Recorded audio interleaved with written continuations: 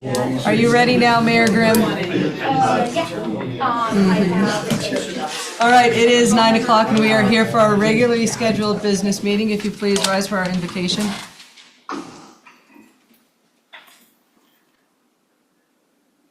Heavenly Father, we thank you and we praise you for this wonderful county. Father, we ask for your blessings to flow in this place. We ask God for a supernatural wisdom in the administration of this county. For every employee, for all of those who are elected into office, Father, we pray that you would give them wisdom from above. Lord, we thank you that you've had your hand on this county. We pray for the future, that you would fill all of our planning and purposes with hope so that we can see clearly what it is that you've destined our county to become. And we thank you, God, that in all of these things, you're going to be praised and glorified by what you do here in Bonner County. We give you praise. In Jesus' name, amen. Amen. All right. Would you follow in the Pledge of Allegiance? I pledge allegiance to the flag of the United States of America and to the republic for which it stands, one nation, under God, indivisible, with liberty and justice for all. All right, new year, new board. So we'll welcome Commissioner Domke to the Board of Commissioners. Morning. All complaints go that direction now because he's the newest one. All right, we've got some standing rules on our agenda. We will proceed with adoption of the order of the agenda. You're the B. Based on the information for us, I move to approve the consent agenda as presented. Seconded. All right, there's a motion and a second. Any comments from the public on this agenda item?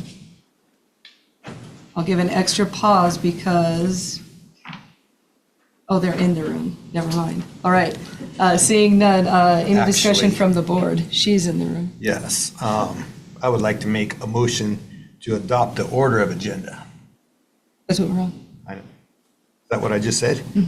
I thought we were doing on the consent agenda, Order, but if you're good with that. okay. Okay.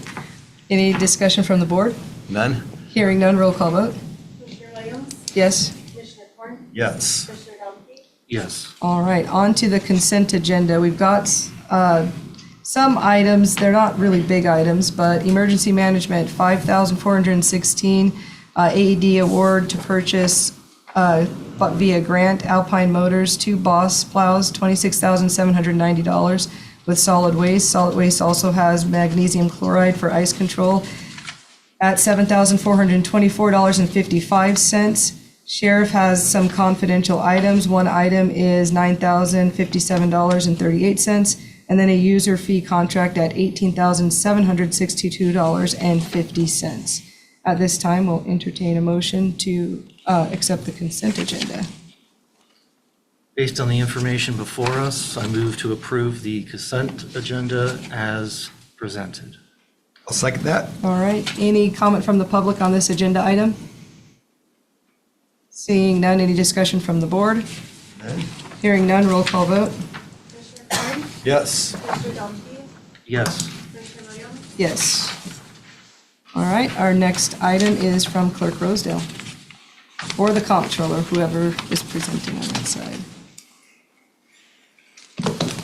Good morning, Jessica Stephanie for the record. I am here presenting the claims in batch number 15, fiscal year 25, in the amount of $1,503,754.04. And I do have a couple of very big ticket items, so we'll go over that. There's about $500,000 for solid waste expenses. That's the normal, like, trash haul outs.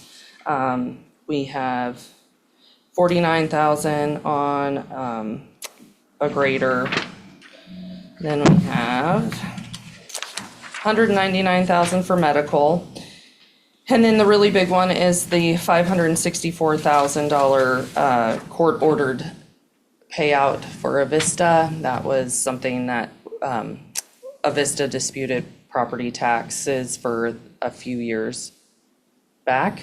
And so this was the final court settlement. This is Bonner County's portion of it. Some of that will be recouped from other taxing districts throughout the tax turnover process. Could we clarify that that was a court order at a state level? So Correct. it's not anything that Bonner County did wrong? So, Correct. thank you. Any other questions? No questions. Thank you for explaining it and pulling out the big ticket items. So. I do have one clarification. Okay. I just wanted to clarify, Which page are you on? Jessica, we're on page 22. This is third from the bottom line, Spirit Lake Fire District. So we have an other tax at $6,900. Just wanted to confirm for the public's benefit and mine that this is associated with development impact fees that are collected. Correct. As we talked about earlier, I asked a Yes. question on this because I wanted to understand why we were seeing fire district money moving through our budget. So It's my money understanding that's is- collected through planning when you have Great. developmental impact fees, and we collect it and then submit that back to the fire districts. Perfect, thank you. Yep. So, And Bonner County doesn't have that. That's Kootenai County. Spirit Lake Fire. We're District 2, so we use Spirit Lake Fire. Who that chief also retired, if you know her, so you can say thank you for your service to her. thank you for clarifying. Absolutely. Anything else, Commissioner Donkey? No, ma'am. Anything from you, Commissioner Corn? All right, with that, we will have a roll call vote. Based on the information before us, I move to approve payment of the FY '25 claims in batch number 15 totaling $1,503,754.04. Seconded? All right, any questions from the public on this one? Mr. Moore? Kevin Moore, Bonner County resident. So I didn't quite, you went a little too fast for me, the Vista, the amount, but I wanted to also question more about the 49,000 for the grader. Isn't that part of the normal usage or whatever of road and bridge or whatever? Why is the 49,000 in this part here? Is it for repairs? No. It was a payment. It's a payment Yeah, on the the lease grader payment. that we had. And what was the amount of the Vista? 564,000 and some Thank you. change. Thank you. Any other questions from the public? All right, seeing that, Can I make a comment on the Avista? That's also not Dennis's appraisal error rated, that's the state does all that. Correct. all right, anything else from the public? All right, hearing none, any discussion from the board on this item? Hearing none, roll call vote. Commissioner Donkey? Yes. Commissioner Williams? Yes. Commissioner Corn? Yes.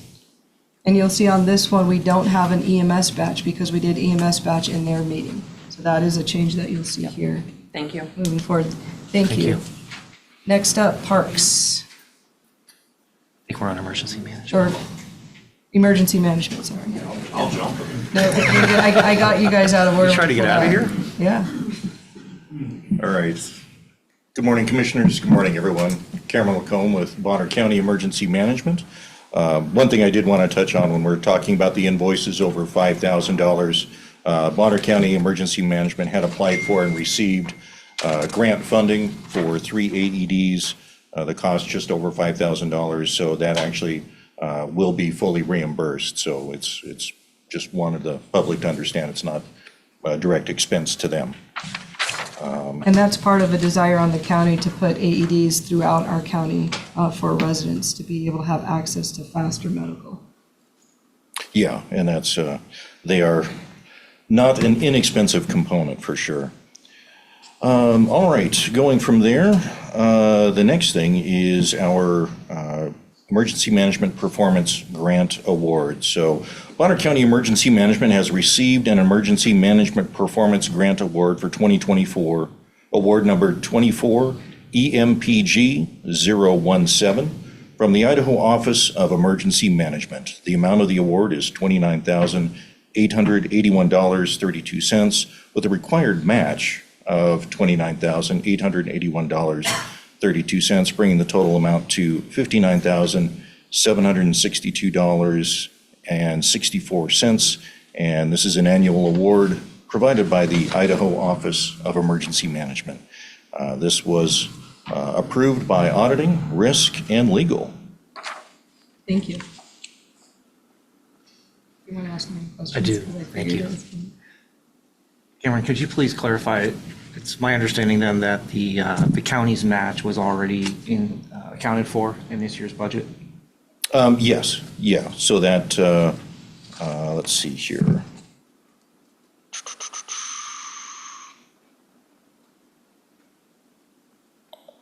I believe it should, well, we just received this, so my expectation is that, that it was accounted for.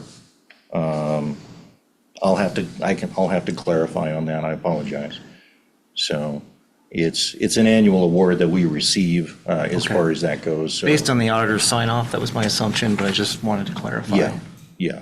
So this is a recurring one, and so they set aside money for the ones that are county match audits. So it should be already in the budget based on the reoccurring expense. Yes. So we Thank see you. it every year. Okay, yeah. No, no. Any questions from you? No. All right, we'll entertain a motion at this time. All right. Based on the information before us, I move to approve the 2024 EMPG Award from the Idaho Office of Emergency Management, award number 24 EMPG 017, in the amount of $29,881.32, with a county match of $29,881.32 for the Bonner County Emergency Management. Second? All right, there's a motion and a second. Any discussion from the board? I see Diane Welly's hand is up. This is a little bit of a brag regarding the AEDs that you're installing. In 1969, my mother, who was deceased last month, was instrumental in getting AEDs put throughout county buildings. And I didn't know you were doing that, and it tickled me because I just wrote her obituary. She petitioned legislature to put in AEDs, and her Arizona legislature put one at her behest in, and it saved the life of one of their legislative body within a very short period of time. So congratulations on getting AEDs in the building. Thank you. Thank you. Wayne Martin. That better not be Susan, because I gave you a hard time for using the wrong one. I see her in the room. Martin, I not just had for to the tell my record. joke regardless. All right, Wayne, go ahead. Susan Martin, not for the record. Wayne Martin for the record. There you go. I have a question, which I'm directing to the commissioners, but it goes to Cameron. Has it been decided where the AEDs are going to be put in? And if so, that's fine. Is there a way of making sure that the Edgemere Grange gets put on a list for future for an AED in the future? Thank you. May I respond? Okay, so thank you for the questions. And regarding the AEDs, this $5,000, $5,400 is just for 3 AEDs. And these are the ones for the emergency management staff, for myself, Director Bob Howard, and our bonfire program manager, Nick. And anyway, so it's ones that we plan to carry in our vehicle. Nick Zoller. They're ones that we plan to carry in our vehicle to have. Will be at a variety of either, whether it's an incident that's occurring or a meeting or something like that. It's one of those things that a number of locations don't have, as we're talking about. A number of locations don't have those AEDs. So that was one of the efforts that I was trying to make, is wherever we might go, or being out in the public or being on an incident, if there's a need for that. That was the direction that I was trying to go, is to potentially be a resource in an emergency. So, and I'll add, Wayne, if you see a need at Edgemere for something like that, we did work to put them in Clark Fork Senior Center and Blanchard Community Center, and we applied for grants in order to do that. And so that's something that we can put on the list to look at what we could do in terms of Edgemere. I'll reach out to you to look at what your footprint is on that Grange after this meeting, okay? All right. Thank you. All right, Mayor Grimm. Thank you, Commissioners. Jeremy Grimm, Mayor of Sandpoint. I want to speak to you about emergency management and bring to your attention a very serious situation. You may or may not be aware, the city of Sandpoint provides water distribution outside of the city limits. We provide water to the city of Ponderay, the city of Kootenai, and areas of Bonner County, specifically Whiskey Jack, and then to Northside and Syringa through wholesale agreements. The reason I bring this to your attention is because we are not the entity that provides occupancy approval for new residents and buildings in those areas outside of the city of Sandpoint. We provide water service. We have fire flow deficiencies in our system, and I would like you to know and work towards ensuring that those entities such as Northside Fire or the city of Ponderay, who are actually issuing occupancy for new structures, ensure that they are reviewing the fire flows and the pressure capacities in areas that they have jurisdiction to ensure that they're suitable for habitation or occupancy based on classification. What I'm saying is that in light of the tragedy that's happening in California, we know that fire pressures, water flows in lines are a huge issue. And come this August or September, I'm fearful that other entities are approving occupancy of structures in their jurisdictions that may or may not have sufficient fire flows. And if there were a firestorm, our emergency responders may not have the capacity to pull water that they need. So I think this falls squarely on the fire chief for Northside and on whoever's issuing building occupancy permits in the cities of Kootenai and Ponderay. I entertain any questions, but thank you. You are going to entertain questions, but just not right now, because we're on this agenda item, but that topic, when we get to public comment, there's a lot to unpack on what you said. Lovely. But I appreciate you coming to share that and give us an update. So the comments are specific to the agenda item that we're on. So the only discussion is about the performance grant award. So that's what your comment has to be addressed toward. Kevin Moore, for the record, a Bonner County resident. So this may be tangential, but he brought up the AEDs we've been talking about. So did you tell us how many of these AEDs, and I forget the amount that you said earlier about? Yes, The grant was- 3 AEDs, $5,416. So that's like 3 of them, or? That's 3, and these are not the most expensive ones that are out there as far as that goes. There's, I think the one that was recently put in, I think Commissioner Williams was involved with one at the community center in Priest River. Oh, yeah, we did Priest River too. Yeah, and that one, I think that one was closer to probably $3,500 to $4,000. So they do vary in price as far as that goes in regards to that. Right So- now, 3 of them for the 5,000. Yeah, so 3 of them for 5,000 as It far as depends that on the goes. ex-firefighter, the gentleman here talking about. It's like, yeah, hopefully we're steadily being more appraised or whatever about water pressure and volume. Okay, but this topic, well, we're coming back to Mayor Grimm. He's going to answer questions at that time. All right, at this time, we'll close public comment on this item. Any discussion from the board? Hearing none, roll call vote. Commissioner Williams? Yes? Commissioner Ford? Yes. Commissioner Levesey? Yes. All right, up next. All right, so the second part of the emergency management performance grant is the management of that. So this resolution, Grant Resolution 2024 EMPG Award, this resolution authorizes the Director of Emergency Management to manage, prepare, sign, and submit grant reports to the Idaho Office of Emergency Management for the 2024 Emergency Management Performance Grant Award, number 24 EMPG 017, in the amount of $29,881.32, with a match of $29,881.32. This was approved by Auditing, Risk, and Legal. All right, at this time, we'll entertain a motion. Based on the information before us, I move to approve resolution number 2025-03 to authorize the Director of Emergency Management to manage, prepare, sign, and submit reports for the 2024 Emergency Management Performance Grant, award number 24 EMPG 017, in the amount of $29,881.32 $2,232 with a county match of $29,881.32. All right, there's a motion. Is there a second? Seconded. All right, any questions from the public on this item?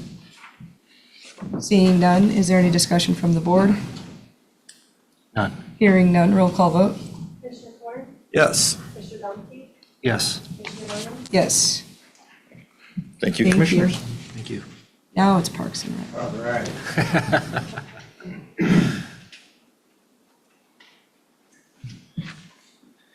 Morning, everybody. Matt Zoller, Director of Parks and Waterways. This morning, we're talking about vehicle transfers.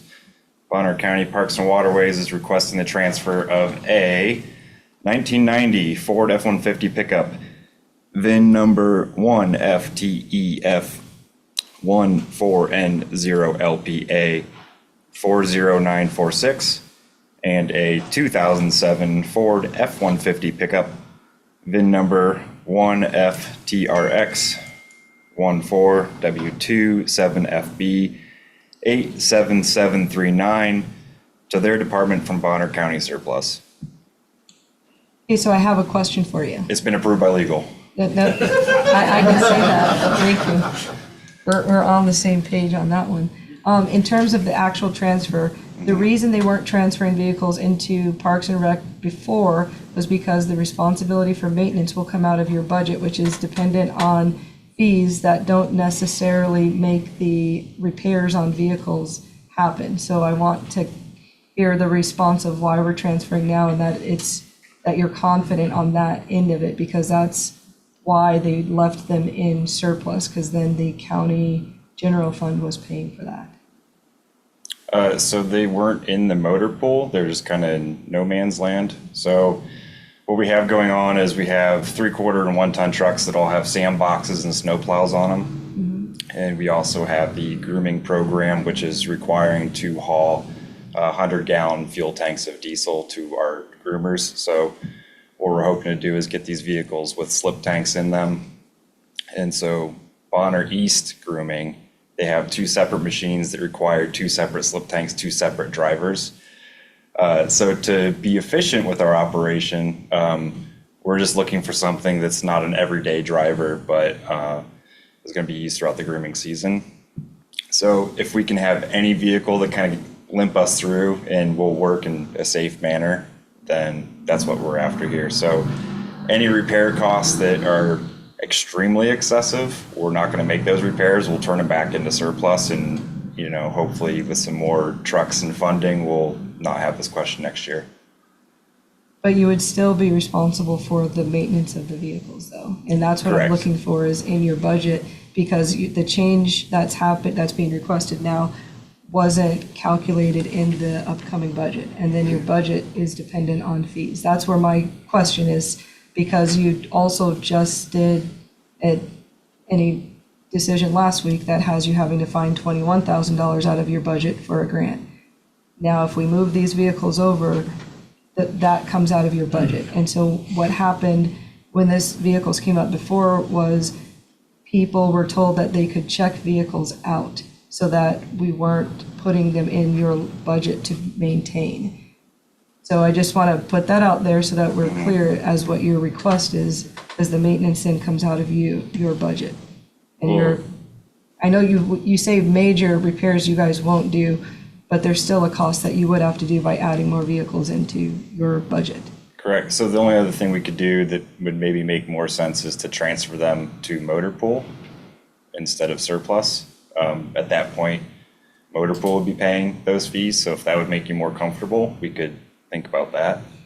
I want consideration for your budget. That's what I'm looking for, is the consideration that your budget can afford to add in the vehicles and the repair and what that would look like. That's where I'm wanting to be comfortable. So Matt, I have a question. So you're talking about using them basically as refueling trucks for the groomers. Correct. So would it be safe to assume that you're probably going to put less than 1,000 miles on them in a year? Correct. So it's very minimal. You're going to fill up the fuel tank on the truck a couple times a year and be done with it. Most likely. And also that a lot of that use is going to be for that specifically, which is going to be coming out of the groomer account, which is actually paid for by the state. You have the SIP tanks already? Oh, yes. We just don't have a way to haul them. Okay. Matt, do you, so I don't know the nuances between vehicles currently in the motor pool and vehicles that are in surplus. Do we know if the vehicles that are in surplus have been recently inspected, understood to be in good working condition, safe?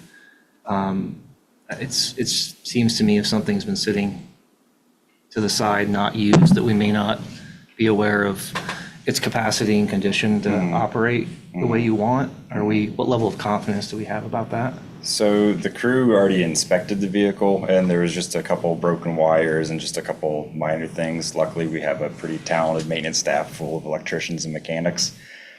So the vehicles are in safe operating conditions, no check engine lights or anything like that. We could take them somewhere for inspection, although I don't think it's necessary, but if it'd make you more comfortable, then we could do that. But currently, no weird vibrations or sputters or anything too crazy. And like Ron said, we're mainly just using these to get fuel out during the winter months. Do we have protocols for vehicles that are in motor pool as far as how they're maintained and inspected? So that's probably more of a Melissa question. So motor pool will pay to maintain these vehicles. Motor pool doesn't have these vehicles though, surplus does. So good question. I would personally like to understand why these vehicles are no longer in motor pool and if they could be moved back in, if motor pool would be accepting. In other words, is there a legitimate reason why these are not currently being utilized? Should we better understand that? Do we know if there are costs that are unforeseen associated with it? I don't want to go into this uninformed. Sure. And have these unanticipated costs come up and not be able to accomplish the mission that you have. So one of these vehicles was from airports, and it's my understanding that they only have, such a capacity for so many vehicles. So they surplused one of those vehicles because they got a new one. I don't know whether that was what the reason was behind that. That vehicle drives and functions. I'm not saying it's 100% perfect, but for what we need it for, it'll function fine. And then the other vehicle came from facilities. It had a bunch of electrical gremlins in it, and I believe facilities also got updated pickup trucks. So when that happened, they turned that vehicle. So when they got their new one, they just basically put their old vehicle into surplus. I appreciate your being resourceful. I really do. Yeah. But personally, I'd like to have a level of confidence that we understand the condition of the vehicles.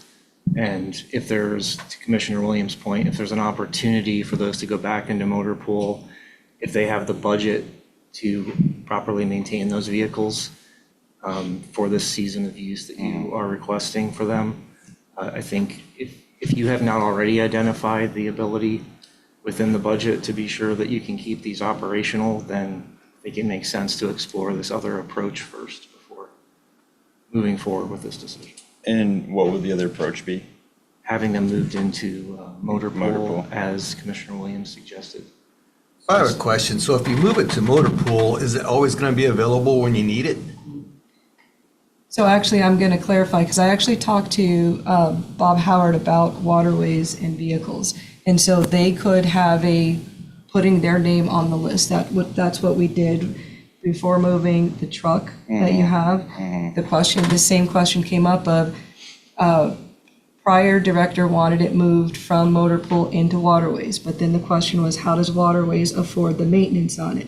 And so then what Bob Howard said, they could just say, this is the time that we're going to need it, and they're the ones that are using it for that period of time. That's what the decision was on that. And so you can block out that period of time. To kind of answer some of the things Commissioner Donkey brought forward, Director Howard has given some input on the vehicles that are sitting. One of those inputs, when we were talking about the assessor's desire to lease a fleet, was a lack of quality vehicles available for staff. And so the director has been asked to put vehicles that are no longer operational up for auction. That has not occurred yet. So I'm not sure on these particular vehicles. My concern is only when you move it, we have not moved those vehicles vehicles into your budget because you'd be responsible for maintenance. And the budget in your department is very tight. Last budget season, I believe we moved over $50,000 from general fund to help carry parks and waterways. That's where my question is can you afford the maintenance, or do we need an option of putting it in a way that you have access to use it for what you're wanting? What's the right way to move forward? And some of it does hinge to me on Director Howard's comment and you actually understanding what those vehicles are from his perspective of why he's surplus them versus putting them in motor pool. That I don't know, and he'll be back, I think tomorrow is when he's going to come back. That's my concern, is your budget is one of the difficult budgets in the county because you're dependent on fees, and you don't get those fees when we need those fees. You get them when we're basically done needing fees. Yeah. And we have dock repairs and other things that we need to do. Yep. So, Matt, Yes. if these trucks were to become parks and waterways, where would they be parked? Where would they be? They'll be Yeah. out here at the Sandpoint Garage. Okay, and then you're gonna drive those out to Priest Lake, out to the groomers to So fuel? the way that grooming operation works is the Priest Lake groomers, for Bonner West, there's a West Lake groomer and East Lake groomer. Both of those have groomer sheds. They depart those groomer sheds in the groomer themselves and conquer and divide. Bonner East is a little bit different. So they have two groomers and they're going to roughly 5 different trailheads. And so they have to physically haul that groomer to each location. Now, sometimes they'll leave a groomer in a location for multiple days, depending on what the needs are, the snow load, what happened, are there trees down, is there mechanical failures? So they need the ability to fuel those up because it's a much more remote grooming operation. I don't know if that answered your question. Well, yeah, I was trying to get to whether or not you had a location closer to where the groomers are stationed, where you would just have to drive it 10 or 15, 20 miles to go fuel it up instead of driving from Sandpoint to the groomer every time it needed fuel. So during the winter, they'll be parked out at the D1 garage in Sagal, which is pretty close to those operations, but there's really nothing closer. Okay. I mean, other than going from the D1 garage to say Trestle Creek or Lightning or Johnson Creek, there's just, it's a weird, strange, complicated program. But driving from Sandpoint up to Priest Lake is quite the drive. Well, luckily they don't have to. Okay. Yeah, so although it's the grooming program, it's two very separate programs. So it's not just managing the groomer program, it's Bonner West grooming and Bonner East grooming. These vehicles won't go to Priest Lake. So they'll typically only be servicing the Bonner East side of the grooming, and that'll typically just be a drive from either the Sandpoint garage or the Sagal garage, typically to Trestle Creek. Okay. So it's a much shorter distance. Yeah. So although these vehicles aren't cherry, they may make it down the road 15 miles, hopefully, with 100 gallons of diesel. can I ask, did you get an insurance quote on what that would hit your budget for the two vehicle changes? Because you didn't mark risk on there. Did you talk to Christian about what that cost would be? So they were actually on his record still, even though they were surplus. So I'm assuming they're still currently insured. I just don't know under who. Do you know the rate? The weight. So that the rate, how much would it cost, would come out of your budget for the insurance? Much would that bill? Good question. I'd have to ask him Okay. about it. All right. All right, we've asked you a lot of questions. Any more questions from the board before we hear a motion? And to be clear, I'm happy to move them to motor pool. It's just going to be less strain on my budget. It's just we need vehicles to continue the operation that we're contractually obligated to do. So how it happens doesn't matter to me. It's just a matter of figuring out solutions. I just don't want to hit your budget. Yeah. And in a way that if we can avoid hitting a budget that is dependent on fees, because we wax and wane on that, and we still have really big ticket items in that department. You have docks that we're needing to repair. We have others, things that have been high on the list of needs for the county, especially to continue a successful recreation process in Bonner County. That's where my concern is, where do we get the money to add it in? And if we can accomplish what your ultimate goal is without impacting your budget. For me, I'd like to see what that option might look like. I'll state, I share the questions about the budget, just to make it as viable as possible. I also would like to be more confident on the safety of the use of those vehicles. Obviously, I know when you have a tank and you have a fluid weight load in the bed, especially when it's not completely full, you can have a much more dangerous situation when you're dealing with winter conditions and stopping and things of that nature. So I'd like to have some level of confidence that we understand the condition of these vehicles and that we believe that they're going to be safe for staff to use. I would appreciate your coordinating with Director Howard and coming back with more information. That's where I'm at. I'm not prepared to make a motion today. So at this time, we'll entertain a motion. So before that happens, I'd like to say one more thing, if that's okay. So to make sure these vehicles are safe, is the solution to take it to, say, Alpine Motors, who we already have a vendor with, and then have them drive the vehicle? And then if that's the case, then who's paying for that inspection? So I don't know the current standards. I would suggest, again, coordinating with Director Howard on the motor pool side to find out what standards are currently being used by the county to do vehicle inspections. If Director Howard if the process that the motor pool uses to determine a vehicle is safe for use by the county, to me, that would be an adequate process to follow. And I would still recommend having that conversation with him to see if it's possible for him to bring those back into the motor pool and have them assigned to your department for use for this season. Sure. Can I say something? Can we do our motion and then I'll open it up for public comment? Sure. Okay. All right, at this time, we'll entertain a motion.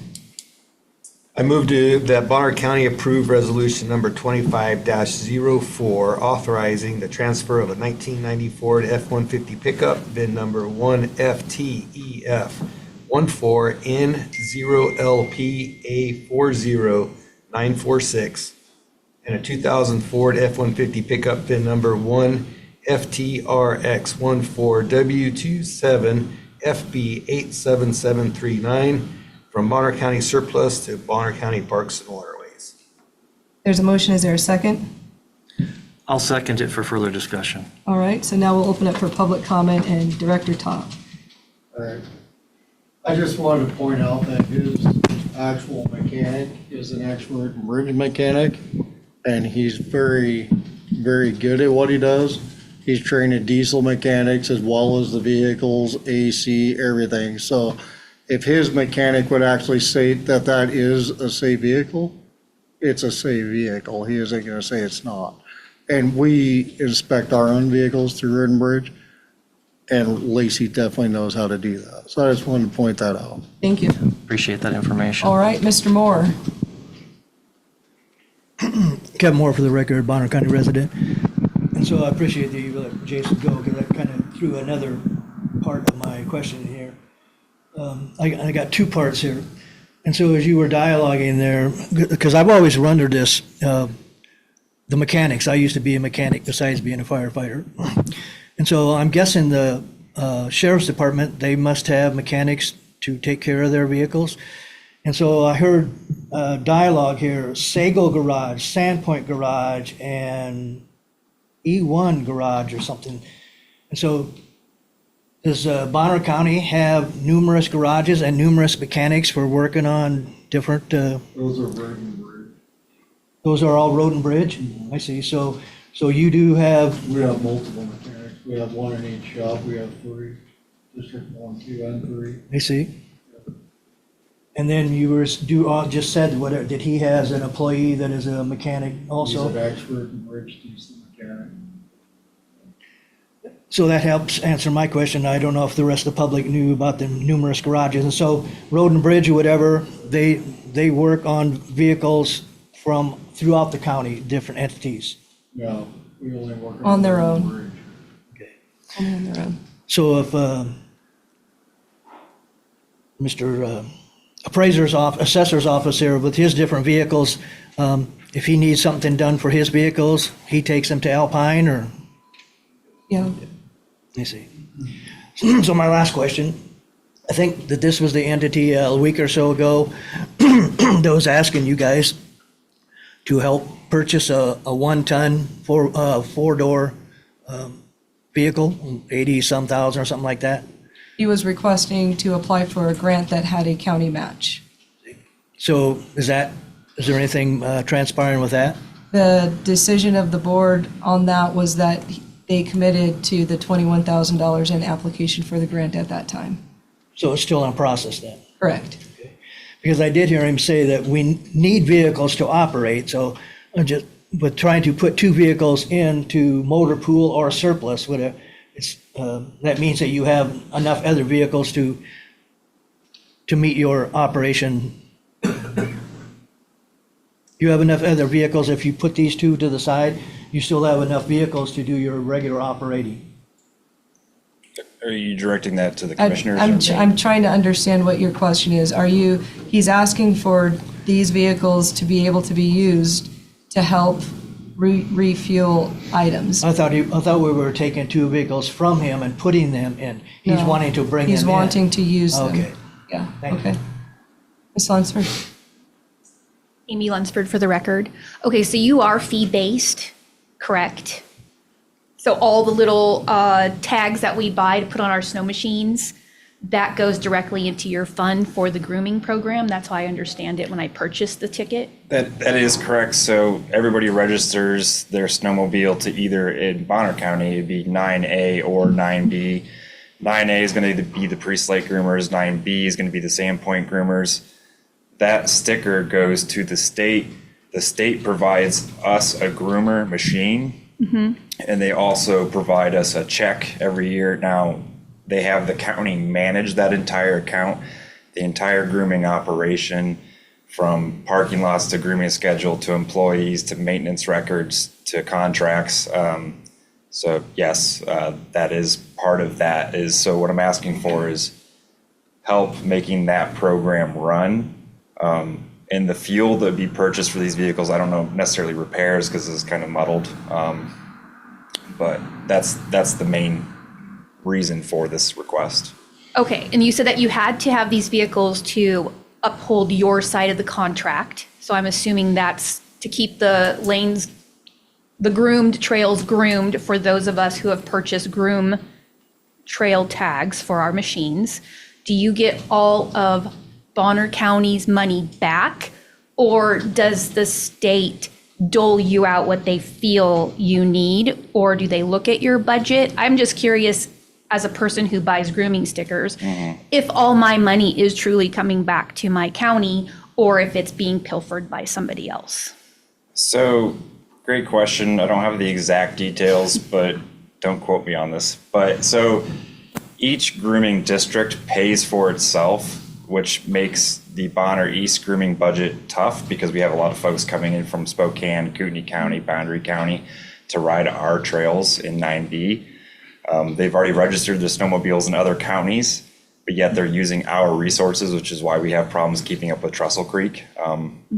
If everybody registered their sleds in 9B, that pot of money would go directly into the 9B grooming fund, which pays the salaries, machine repairs, diesel.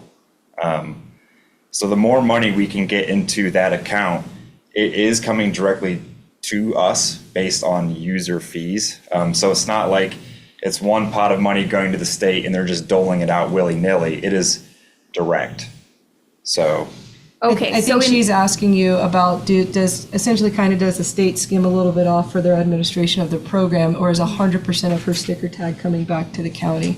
And in part, one of the things that happens is I don't like that we call it registering your item, because when people think of registering, people think of where do I live register. But the system of this is actually built on, you can live in another state, in another country, but you need to register that you're using it in Bonner County every year so that Bonner County gets their percentage of money back from that registration. There is an administrative kind of fee associated with the state running that. But that's why we need, when we're seeing people that are from all these other areas that aren't Bonner County residents, to register here, because there's an algorithm at the state that determines how much they're giving back, and it's based on selecting that Bonner County is going to be the most trafficked place for that particular watercraft or snowmobile. So since I live here, I didn't realize, so the state of Idaho does not have an out-of-state trail tag that you have to purchase to run on our groomed trails? So can Like when Washington I have to purges pull us in? back to this agenda item? Well, it because is because that's money. I mean, so again, it's just like the EMS. We're That's more footing like the the bill system, for though. somebody. You're not wrong, but You that's know, like his when I go to item is on the Montana, trucks. Montana requires me to purchase a grooming pass for Montana because I'm an out-of-stater and I'm utilizing their You're trails. perfectly right, and this is a great time for you to tell everybody when the next waterways meeting is, because we've had that Yeah, so we can discussion. change that legislation. Yes. I'm all about changing legislation. All right. Yes. So I guess I'll put a plug in We're here. gonna plug a waterways, because you're exactly right, and we've had this conversation on that committee. It's just this particular agenda item is his desire on the trucks. But plug your waterways, and then I'll go to the online hands. All right, come to the Waterways meeting this Thursday at 2:30 p.m. to have your voice heard. And sometimes there's a representative from the state who needs to hear that we don't do the recreational tag sticker that pulls money in. We've had that discussion. I just had a quick question. How many gallons were you transporting? You should look into that because Can I, sir, you have to come to the microphone so it's on the record. Okay, so the question that was asked by Michael Williams, for the record, Bonner County resident, was, what is the number of gallons that you're going to be transferring? Typically, they are only 100-gallon slip tanks. The machines do hold a little over 100 gallons, so just under 800 pounds. Okay. And the Thursday meeting is I'm going to good. be here in this building? Waterways is here in this building, in this room. In this room, and then we also do have groomer meetings. It is on the first Wednesday of every month at 5 p.m. in the EOCC.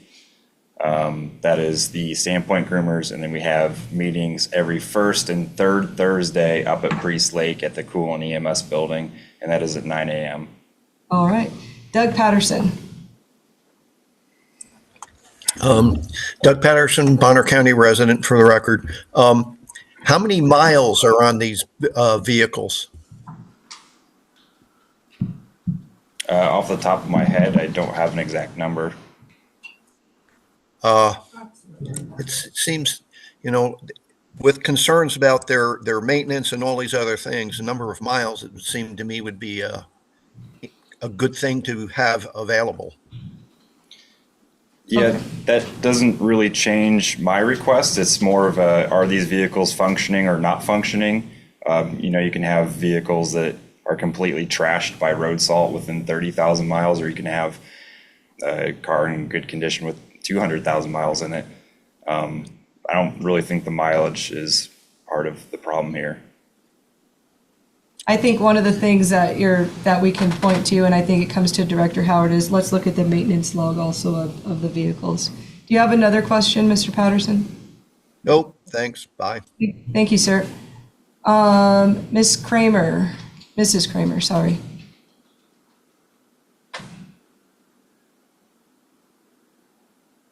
Going once, going twice. All right, we'll shift down to Diane Welly. Yeah,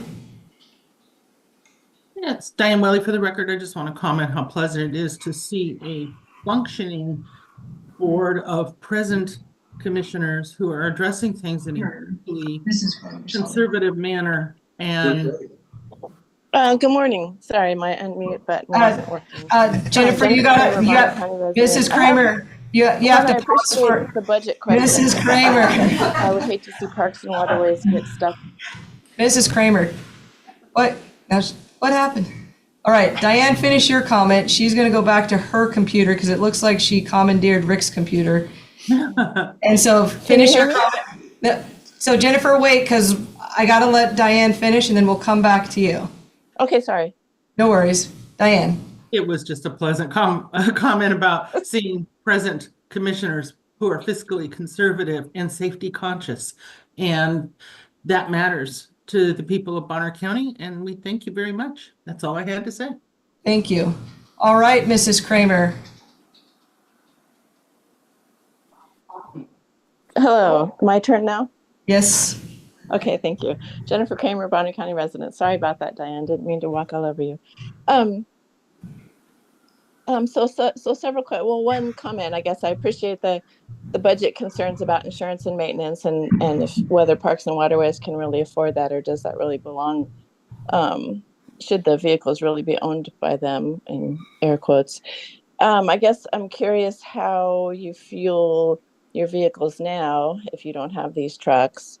And if they're in surplus, does that mean there's something wrong with them, or they just got replaced and aren't needed anymore? And then, if they go to the motor pool, which sounds to me like a good solution, whose budget pays for the insurance and maintenance and any other costs? So did you want to answer to how the operation works at this current time? I'll let you answer if you'd like. Well, you're for the waterways, how you are refueling. How are you fueling the groomers right now? So we're just doing it extremely inefficiently with one truck. And so each groomer burns typically between 50 and 100 gallons of diesel per 8 to 15 hour session, depending on conditions. So what that means is they're having to take their one vehicle they currently have from the motor pool with the slip tank, and they are driving out to a remote trailhead location, putting in that 100 gallons of diesel, and then going back to town and then refilling that slip tank and then going back out to the second groomer or the second trailhead. So it's just inefficient. And so I was just aiming for efficiency. Okay, thank you. And then as far as motor pool, that's on the general line in the county building. Wayne Martin.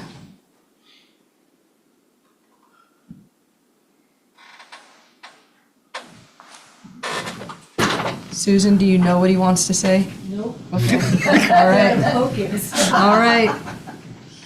With that, we're going to close public comment. Is there any discussion from the board on this one? We've already motioned and seconded a motion to approve the request. My questions remain the same. Okay. All right. Any questions from you, Commissioner Korn? Nope. All right, hearing none, roll call vote. Mr. Domke? No. Mr. Williams? No. Commissioner Korn? Yes.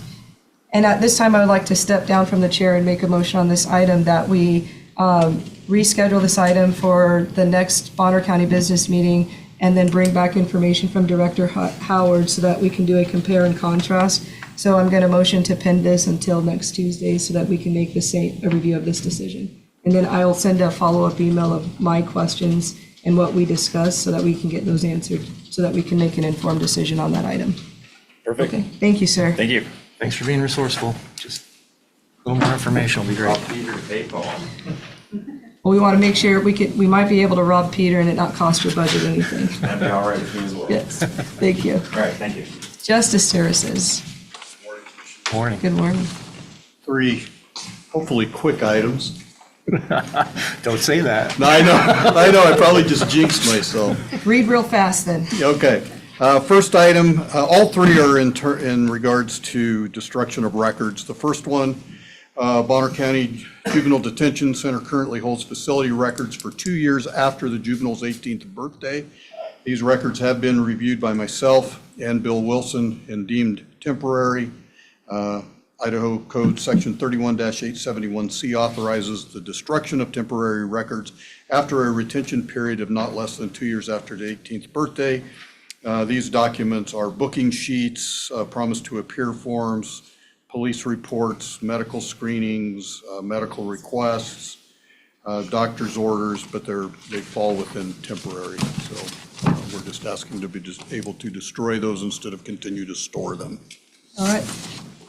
At this time, we'll entertain a motion noting that you're going to have a resolution number change, I believe, for Justice Services. So based on the information before us, I move to approve resolution number 25-04, ordering the destruction of Bonner County Juvenile Detention Facility temporary records as described above, held by the Bonner County Juvenile Detention Center pursuant to Idaho Code Section 2024-871C as approved by legal. There's a motion. Is there a second? Seconded. All right, we'll open it up for public comment. Any public comments on this item? Seeing none, any discussion from the board on this item? None. Hearing none, roll call vote. Commissioner Williams? Yes? Commissioner Coyle? Yes. Commissioner Dumpy? Yes. All right, next item. Item number 2, Bonner County Juvenile Detention Center currently holds permanent records for the years 2011 through 2014, which have been reviewed by myself and Bill Wilson and deemed inactive files needing to be retained not less than 10 years. These records include incident reports, and I believe it's just mostly incident reports as well. Yes, they're incident reports. Idaho Code Section 31-871C authorizes the destruction of permanent records after a retention period of not less than 10 years. Okay, so since you're in the motion 05. here, yes, so since we didn't use 4, we drop down and change all the numbers. Okay, thank you. All right, at this time, we'll entertain a motion. Based on the information before us, I move to approve resolution number 25-05, ordering the destruction of Bonner County Juvenile Detention Facility permanent records as described above, held by the Bonner County Juvenile Detention Center for the years 2011 through 2014, pursuant to Idaho Code Section 31-871C as approved by legal. Second? All right, and we'll open up for public comment. Is there any public comment on this item? Since Wayne's hand hasn't come down, I'm not counting that as a new hand raise. All right, we'll close public comment at this time. Any discussion from the board? None. Hearing none, roll call vote. Commissioner Coyle? Yes. Commissioner Dumpy? Yes. Commissioner Williams? Yes. Third item. Yes, sir. Third and final, Bonner County Juvenile Detention Center currently holds temporary records for the years 2020 through 2022, which have been reviewed by myself and Bill Wilson. Deemed inactive files needing to be retained not less than 2 years. These records include shift summaries, cell locations, transport sheets, handwritten and cash logs, guest registries, grievances, fire drills, maintenance, facility searches, and fleet reports. Idaho Code Section 31-871C authorizes the destruction of temporary records after a retention period of not less than 2 years. All right, do we have a motion on this item? Based on the information before us, I move to approve resolution number 25-06, ordering the destruction of Bonner County Juvenile Detention Facility temporary records as described above, held by the Bonner County Juvenile Detention Center for the years 2020 through 2022 pursuant to Idaho Code Section 31-871C as approved by legal. Seconded. All right, any discussion from the community at this time? Mr. Lady. Good morning. Yeah, I'm just kind of curious on the grievances. Mr. Lady, can I ask you, do you state your name and whether you're a Bonner County resident? Of course, yeah. Jim Leedy, Spokane resident. Just curious about the grievances part of it. Since they're being destroyed after 2 years, if somebody was to do a public records request on, let's say, what are the grievances for the past 5 years, we're only going to be able to go back 2 years, or is there another way of documenting that? I don't know. I don't know the answer to that question. I think since it's a temporary record and it fits within the scope of what the state legislature has said, I believe we have, and Bill Wilson has reviewed this as well, that we have the authority to destroy those records. I guess if somebody comes back years after they've been destroyed, then I'm not sure there's a lot that can be done. Likely they are probably stored within a computer system electronically somewhere where they could be, but anytime we get a grievance, they're dealt with at the time, and I believe there's specific timeframes in which someone's going to need to follow up on any type of, if there's going to be any type of litigation or anything along those lines. If there's any of those timelines would have been exhausted by the time 5 years down the road that somebody would want those records. So I don't think there's an issue with that. I believe if there was, Bill would have probably said we need to keep those records longer. They wouldn't fit within the temporary record. And this is in line with statute. Pardon? This is in line with the statute for Correct. records retention. Correct. Okay, thank you for the clarification. Thank you, Mr. Lady. Any other public comment at this time? All right, we will Got close. Wayne up there or something. He's been having his hand up. He's confused. He's saying hi. Wayne just wants to be visible. We see him. Usually he'll unmute and say I'm here or something, but any discussion from the board? None. Hearing none, roll call vote. Yes. Yes? Yes. Thank you, Ron. Thank you. Thank you. Is He's up airports? there. Good morning, Commissioners. Yes, I am here. Thank you. Thank you for your time today. I have one item for you. It is a lease assignment at Priest River Airport. The current lessee of Lot 2 at Priest River Airport wishes to assign the lease to another party as allowed by the lease terms. All other lease terms, conditions, requirements, and obligations will remain in force. I recommend approving this assignment. It has been approved by Auditing, Risk, and Legal. Thank you. At this time, we'll entertain a motion. Based on the information before us, I move to approve this lease assignment for Lot 2 at Priest River Airport, and that the chairman may sign administratively. Second? All right, any discussion from the public on this item? Seeing none, any discussion from the board? None? None. Hearing none, roll call vote. Commissioner Williams? Yes? Commissioner Warren? Yes. Commissioner Dalkey? Yes. Thank you. You moved before I looked up, you were gone. All right, good morning, Commissioners. Jason Topp, Bonner County Road and Bridge Director for the record. This is an annual deal that I'm putting out here in front of you guys right now for our weight restrictions. The Bonner County Road and Bridge Department requests approval of the attached resolution that authorizes the road and bridge to post size, weight, and hauling limits on county roads. Attaches the annual resolution for road restrictions in accordance with Title II, Chapter 3 frost laws, weight and hauling limits. Road and bridge will monitor the temperatures, moisture, frost heaves, and road conditions in order to implement road restrictions to minimize damage to the roadways during the spring breakup.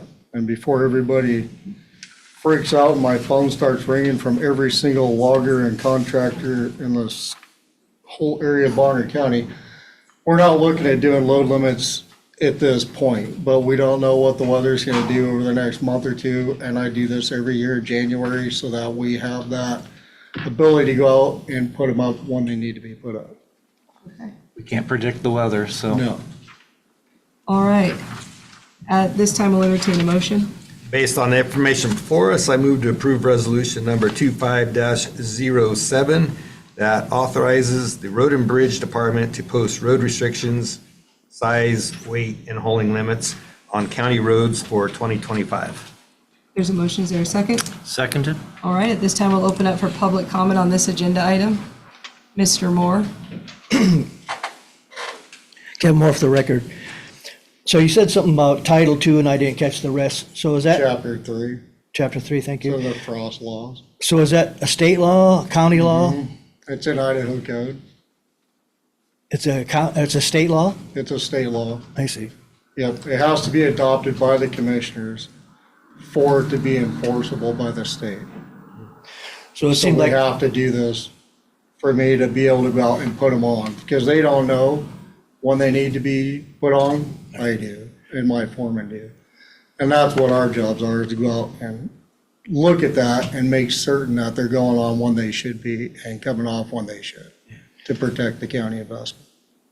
so yeah, I appreciate that. I'll have to look it up and see what the wording is, being it's a state law. But yeah, I recognize that Boise is different than Bonner County or whatever, so Yeah. it's up they're to all you to different. determine how the roads really are functioning. Yep. Fred on for the record, still a Bonner County resident. We're trying. Who enforces that? Well, that's a great question. So DOT, Department of Transportation, they're the ones that actually enforce it. When we put these up to be enforced, if we're having a issue with people, then I have to contact DOT and the Sheriff's Department to have DOT set up a scale somewhere along the county road and have these people cited or ticketed for hauling overweight. Sometimes that can be a chore for Bonner County because we can't get everybody to work together all the time. But for the most part, that's how it's done. We have a good working relationship with Chance from DOT, and he's all about if we got violators coming and setting up. So it's just coordinating that with the sheriff. So to enforce that, it would have to be a consistent violation of the, Yeah, if we're noticing it, and we do notice it quite often out there in the county. The other side is we also have to have a safe place for those trucks to pull over and actually be weighed. So we have specific areas that we can actually do that throughout the county. So if they're in those areas, then we do it. who receives the fines for that? Is that a state fine, or does the county receive a part of The that? county doesn't receive any of that. That would go back to the state. It's the Idaho DOT that's doing the citation at that point on those individuals. I have had it done in the past. I had a violator that told me he was hauling no matter what, and he was, and I knew where he was hauling from, and I had him set up, and it cost that guy almost $10,000. So it does happen where we can get it out there and get that enforced. Back in the olden days, we used to have a sheriff employee that came to work for Road and Bridge, and then he kept his license, and we had him run around with jump scales, and he was doing it. Now we don't have that. It'd be something that would be nice to have out there, even as a part-time service, but we don't have that. So we have to concentrate just on with Idaho DOT and with the Sheriff's Department coordinating those type of things. I want to do a little plug here, because the reason we need to enforce it is because not driving at the recommended speed damages a road, and then that becomes a cost to all of us as a county. It's not just a desire for Bonner County to be snitches on speeders, it costs money, It so. kind of sounds like it's not enforceable, actually. It's It is. very difficult to Yeah, enforce. it's At best. difficult to enforce, but it is enforceable. Okay, thanks. Any other public comment at this time? All right, any discussion from the board on this item? Jason, Yeah. so are you telling me that if someone's violating the road limits on a county road and you call DOT to come up and the sheriff cites that money still goes to the state? Yep. It's Crazy. Idaho DOT that's doing it. That's my understanding of it, Ron. Okay. On there, that money would go to the state. Road and Bridge doesn't receive any of that money. But you get to fix the road later down the road? Yeah, we get to fix the road. Okay, For thanks. sure. All the work and Yeah. none of the And money. it's definitely difficult because the sheriff has a hard challenge with that too, because his employees, they don't know what the weight of that truck is to pull them over. So they have to have a reason to pull them over. I can visually look at a truck and tell you if you're overweight or not in the spring. Just because I've driven them so much, I know what they can hold and what they can legally haul. So some of his employees don't have that. So what they have to do is have a jump scale set up that the law enforcement's there making everybody go through that scale for them to actually take it up. And then if they bypass that scale, then the sheriff can pull them over for bypassing it. Thanks. Yep. Any other questions? Any questions from you, Commissioner Domke? None. All right, roll call vote. Commissioner Warren? Yes. Commissioner Duffel? Yes. Commissioner Williams? Yes. Director Goodell. Oh, there you are.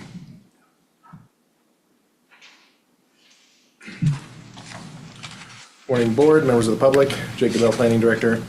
So before you is a time extension request for file S0006-22, which is a subdivision file for Golden Tea Estates 12th. The applicants requested a 2-year extension, extending the approval date to January 23, 2027, in order to meet site improvement conditions that are required in the decision letter. Attached in your packet today is the request from the applicant, the January 23rd, 2023 hearing examiner decision letter, and then the relevant Bonner County Revised Code 12-643. And then the applicant's rep is here as well. Mr. Grimm, I believe, is representing them. Yes. Questions from the board for, I'm assuming before we even call for a motion on this one? I do have a couple of questions. I'd like to direct them to Mr. Grimm, Mayor Grimm, if possible. I guess in this case, we'll refer to you as Consultant Grimm. Yes, thank you. Thank you for the letter, and just like to clarify 2 items. First, has construction, has site site improvement process started? Yes, it has. We're going through a lot of ledge. This is on, if you're going towards the Idaho Club, it's on your right, and you've probably seen the axis that started, and there's a huge amount of ledge that we're working through there right now for the infrastructure. Okay, so that was my second question. I would always appreciate more details when it comes to, you noted that certain circumstances have led to the delays. I always like to understand what the circumstances are to know if it seems like a reasonable decision to come to approve such a request. So in this case, if the ground conditions are taking more time to address, then I can understand that. Construction tends to fall into those areas, but for future reference, I personally would always like to have some level of detail so that I can understand coming into it if I think the reasons for the request are reasonable. So in this circumstance, I believe it is, but just would appreciate that information going forward. I will include that in future requests if there are any. I have Thank some you. questions for you too. Absolutely. What is the percentage of completion for this project at this Oh, stage? Because they were given an original 2 years, and it is ambiguous as to what has caused the delay, because there is the option of bonding, and they're saying they don't want to bond it because they want a 2-year extension. So how far are we done with this? So you could break that into financial versus physical. The financial, it's probably close to 50%. The ledge work and the road, putting that road in has been very expensive and encountered more challenges than the developer expected. So yeah, I would guess about 50% plus or minus. 50% of the project plat is completed, not the financial. I want to know how much. Yeah, has of been the worked physical actual work, on it. the alignment for the roadway has been blasted and chiseled. So at this point, it would be the installation of the water, sewer, and actual construction of the road.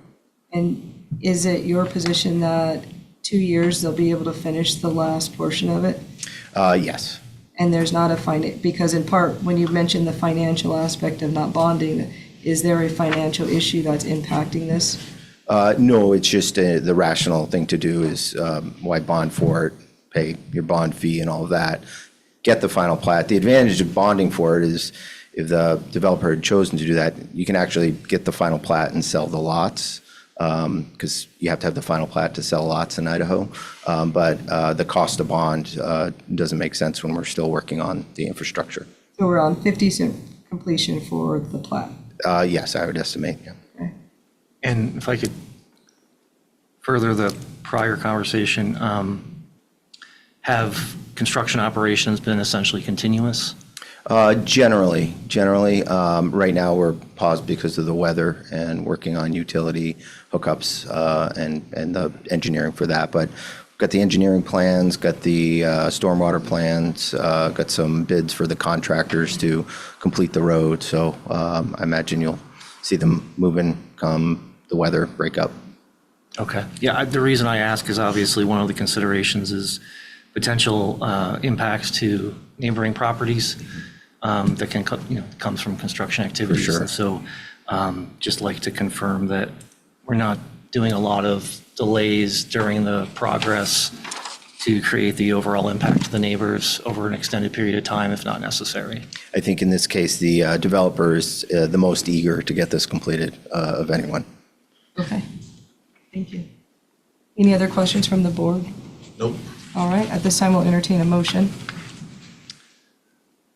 I move to approve a time extension of the Golden Tea Estates 12th file S0006-22 to January 23rd of 2027. Second. All right, at this time, we'll open up for public comment. Any comment from the public on this item? All right, seeing none, any discussion from the board? Nothing further. All right, roll call vote? Yes. Yes, Yes. thank you.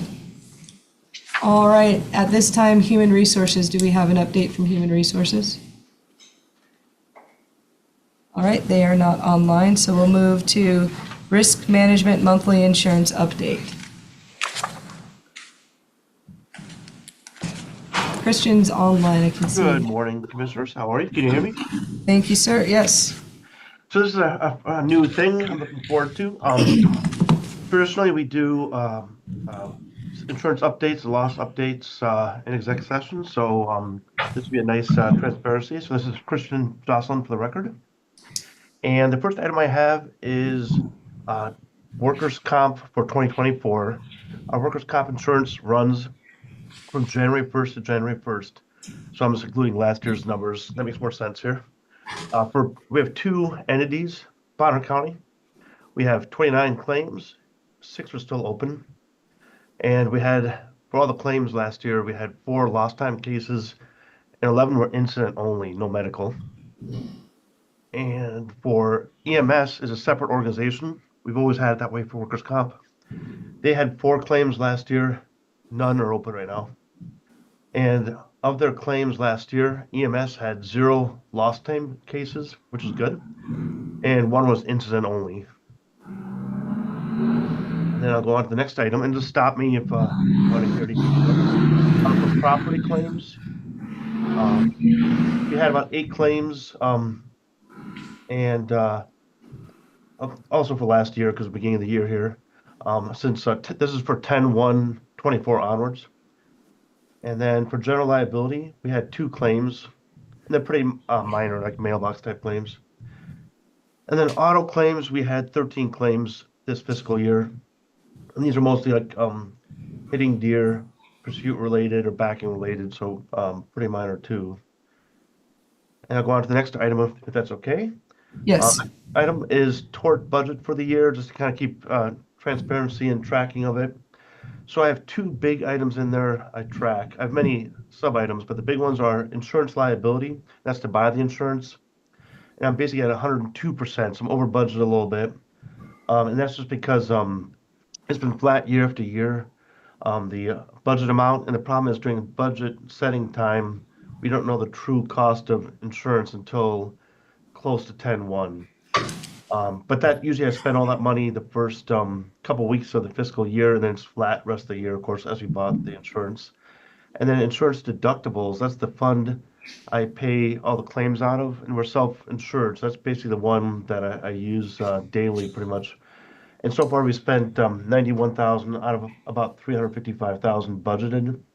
So we're about 25%, 26% spent so far. We're just tracking where we are as the first quarter is finished here. So we're tracking okay. That's very unpredictable, the deductibles, because it just takes one truck or a vehicle to be wrecked, and they'll blow it out, of course. We're doing well. Take over the next item. Okay. Yes. It's just to bring up again, we renewed all the bonds for the elected, so that's all done. We just changed companies to Travelers Insurance instead of RLI. There's a better rate, and you can do multi-year. And down the road, I might come to you for advice on if you want to continue it the same way. I think we decided, or the board decided in the past, just to keep it going this way. But down the road, that isn't an option. I can bring up different options. And then next item I have is workers' comp insurance. And we use the state insurance fund. Being the county, we can only do state insurance fund or self-insured. Several times in the past, the board has instructed risk to look into self-insured. Both times they didn't pursue it then, but there is an option too. And one item I do have an answer back on that a previous board had asked was our insurance for workers' comp goes from 1/1 to 1/1 instead of 10/1 to 10/1. And they said, the state insurance fund said they can switch it to a 10/1 start date if we want.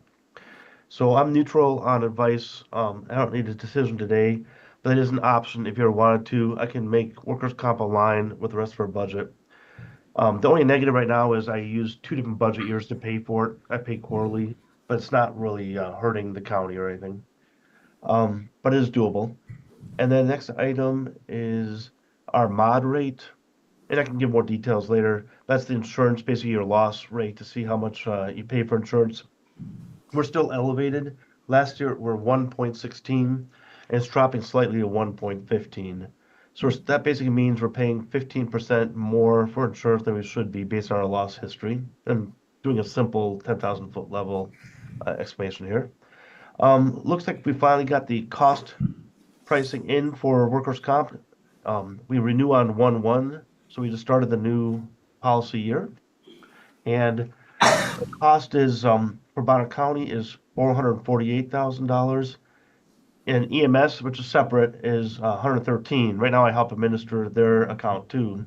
So basically the punchline is the total for workers' comp is 562,269, and I'm budgeted for 621, 627. So we should be well under budget. And that one too is hard to budget for each year because I don't get the numbers for the following year until pretty much December.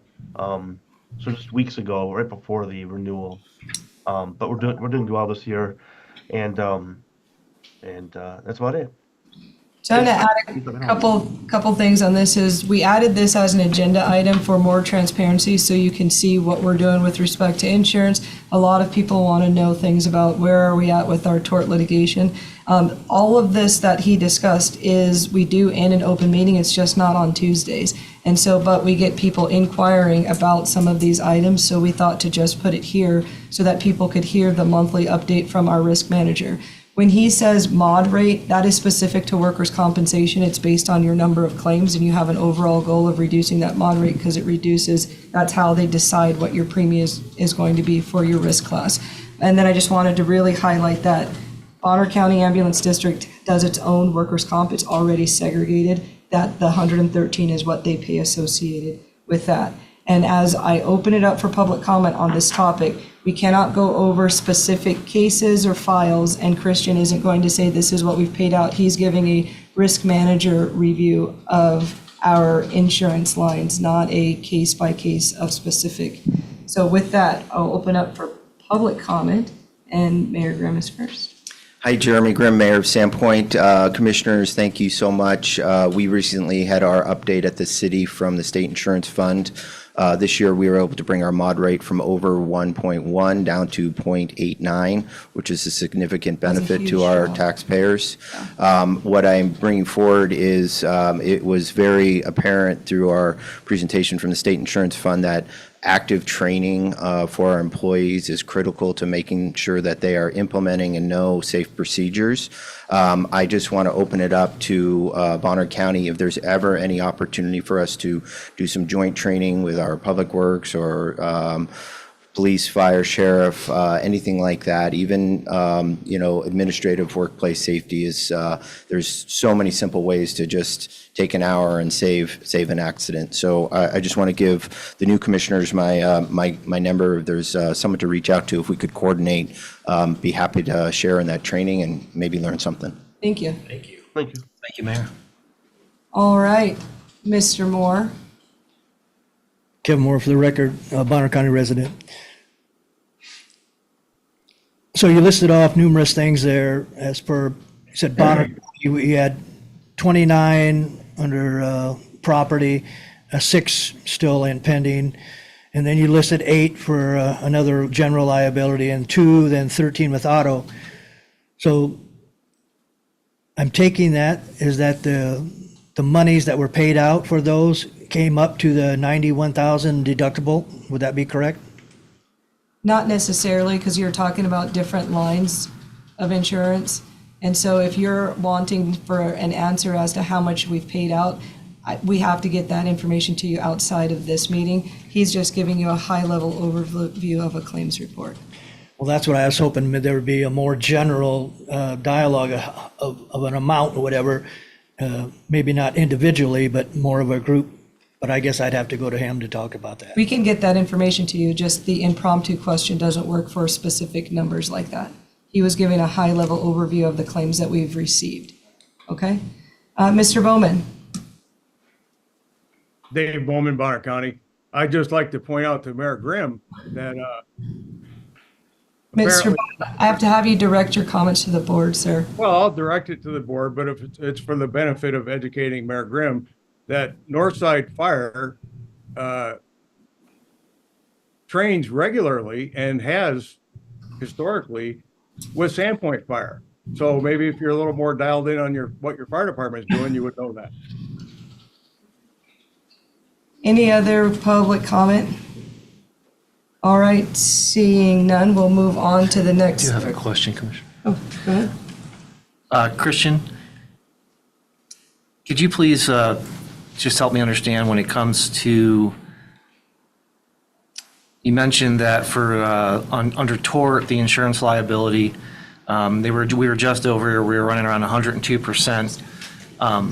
Have we already done all of the purchasing for the policies for this year, or are there additional purchases to be had, and will we anticipate therefore being further beyond what we had planned for in the budget? It's probably mostly done. Sometimes there's an increase if big equipment is purchased. For auto policy, we just pay for like a pool of vehicles based on how many vehicles there are. It's not each individual car has its own separate policy or anything. So normally adding on vehicles does not incur extra cost for us. They do their snapshot beginning of the year. But as an example, if we lease a grader, which is, $300,000, or some other expensive equipment that we purchase, sometimes that can be billed, or new buildings are built, that will definitely add on, or new projects that way. But that's pretty much 99% locked in usually. Okay. Actually, we have a potential tangible example from earlier during this meeting. If a vehicle comes out of surplus and moves into active use, does that change our rate for coverage on that vehicle? In this case, for groomers, probably not.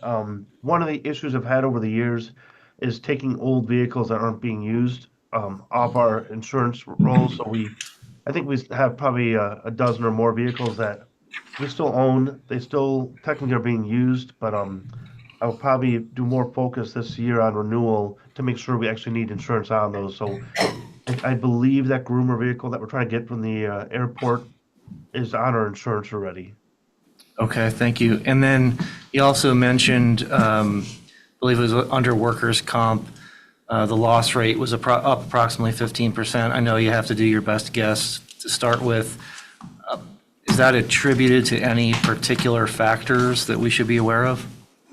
Yes, it's based on, and I can also invite our SIF rep in sometime to give you more details. But it's basically based on a 3-year loss history, discounting the current year and the previous year. And we did have some big workers' comp cases in the past. One was unfortunate of some of our officers were shot, some of our deputies were shot, and things like that. So we had some high dollar amount cases, and those were back in the past. But it's not even guesstimate. It's very well detailed, the calculation. So I'm happy to meet with you and show you how they do it. But basically, the biggest thing we can do to reduce that number one is reduce claims through training. The second one is good claims management, meaning if we accommodate with light duty and avoid a lost time case, that can significantly reduce our loss history for future years. So we try to do reasonable accommodation when we are able. Okay, thank you for the explanation. Any other questions from the board on that? All right. So on District 2 Commissioner report, one of the things I wanted to mention to the community and to those in fire, if you haven't seen the recruitment and retention coordinator certification course that is being offered for free. It is geared towards fire. However, I've distributed it to our HR, to EMS, because the focus is on marketing, selling, interacting, and working. It's down in Moscow. If you're linked up with fire, it's absolutely free, but there is not a refusal of allowing other people to participate with this. It's on April 27th and 28th in Moscow from 8 to 4 p.m. So I want to make sure if there's people close to people in fire or emergency services that they take a look at that, because the focus isn't specific to fire, it's focusing on how to advertise and to retain people. And you actually will walk out of this particular training with a certification in this area, so it might be beneficial for people to partake. I got to get a tour of our Sand Creek Clubhouse.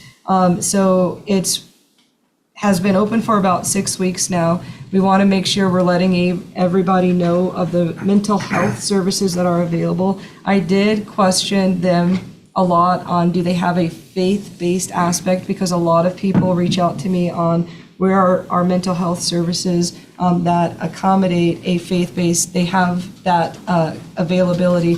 I did ask that they increase kind of advertisement of that in, because it's not very clearly seen when you look on their website. But they are open, they're doing a huge impact in the community. They do have quite a few members. But if people want to have an understanding of what they offer, I encourage you to request a tour. They allow for tours to show you what they're working on. They focus on meeting people where they are with respect to mental health. Doesn't matter whether you come and go, you're always welcome, so long as there's not a risk element associated with the coming and going. They make sure that they're growing to put people in connection with jobs and services throughout our area. And the more we utilize services, the more we can attract services to our area. One of the hardest things on mental health is we don't have a lot of it here, and asking people to travel outside of where their home base is makes mental health more difficult for those who need that service. So right now, there are no workshops pending. We have Fair Board. We're advertising for somebody on Fair Board that has a background in our budgets to help with that. That will close this Thursday at 4 p.m. And then the next Tuesday, we will be in line with statute to actually seat a new board. But if you know of anybody, we've only received one more application since that additional request. And so if you know of anybody that would want to sit on the Fair Board, there's 2 positions open that we're trying to fill. And we didn't have enough interest in Fair Board. So we wanted to open it up again to see if we could get more people. I'm not doing an EMS update in this meeting because we're doing our meetings as its own district. There is a district meeting of the board of Bonner County. Too many acronyms. It's like MCAT. Ambulance. It's the MCAT board that we newly seated that will be meeting tomorrow. And I encourage people to attend that so that you can see how the new board interacts, but also there is a budget aspect that has been placed in that board so we can address budget issues.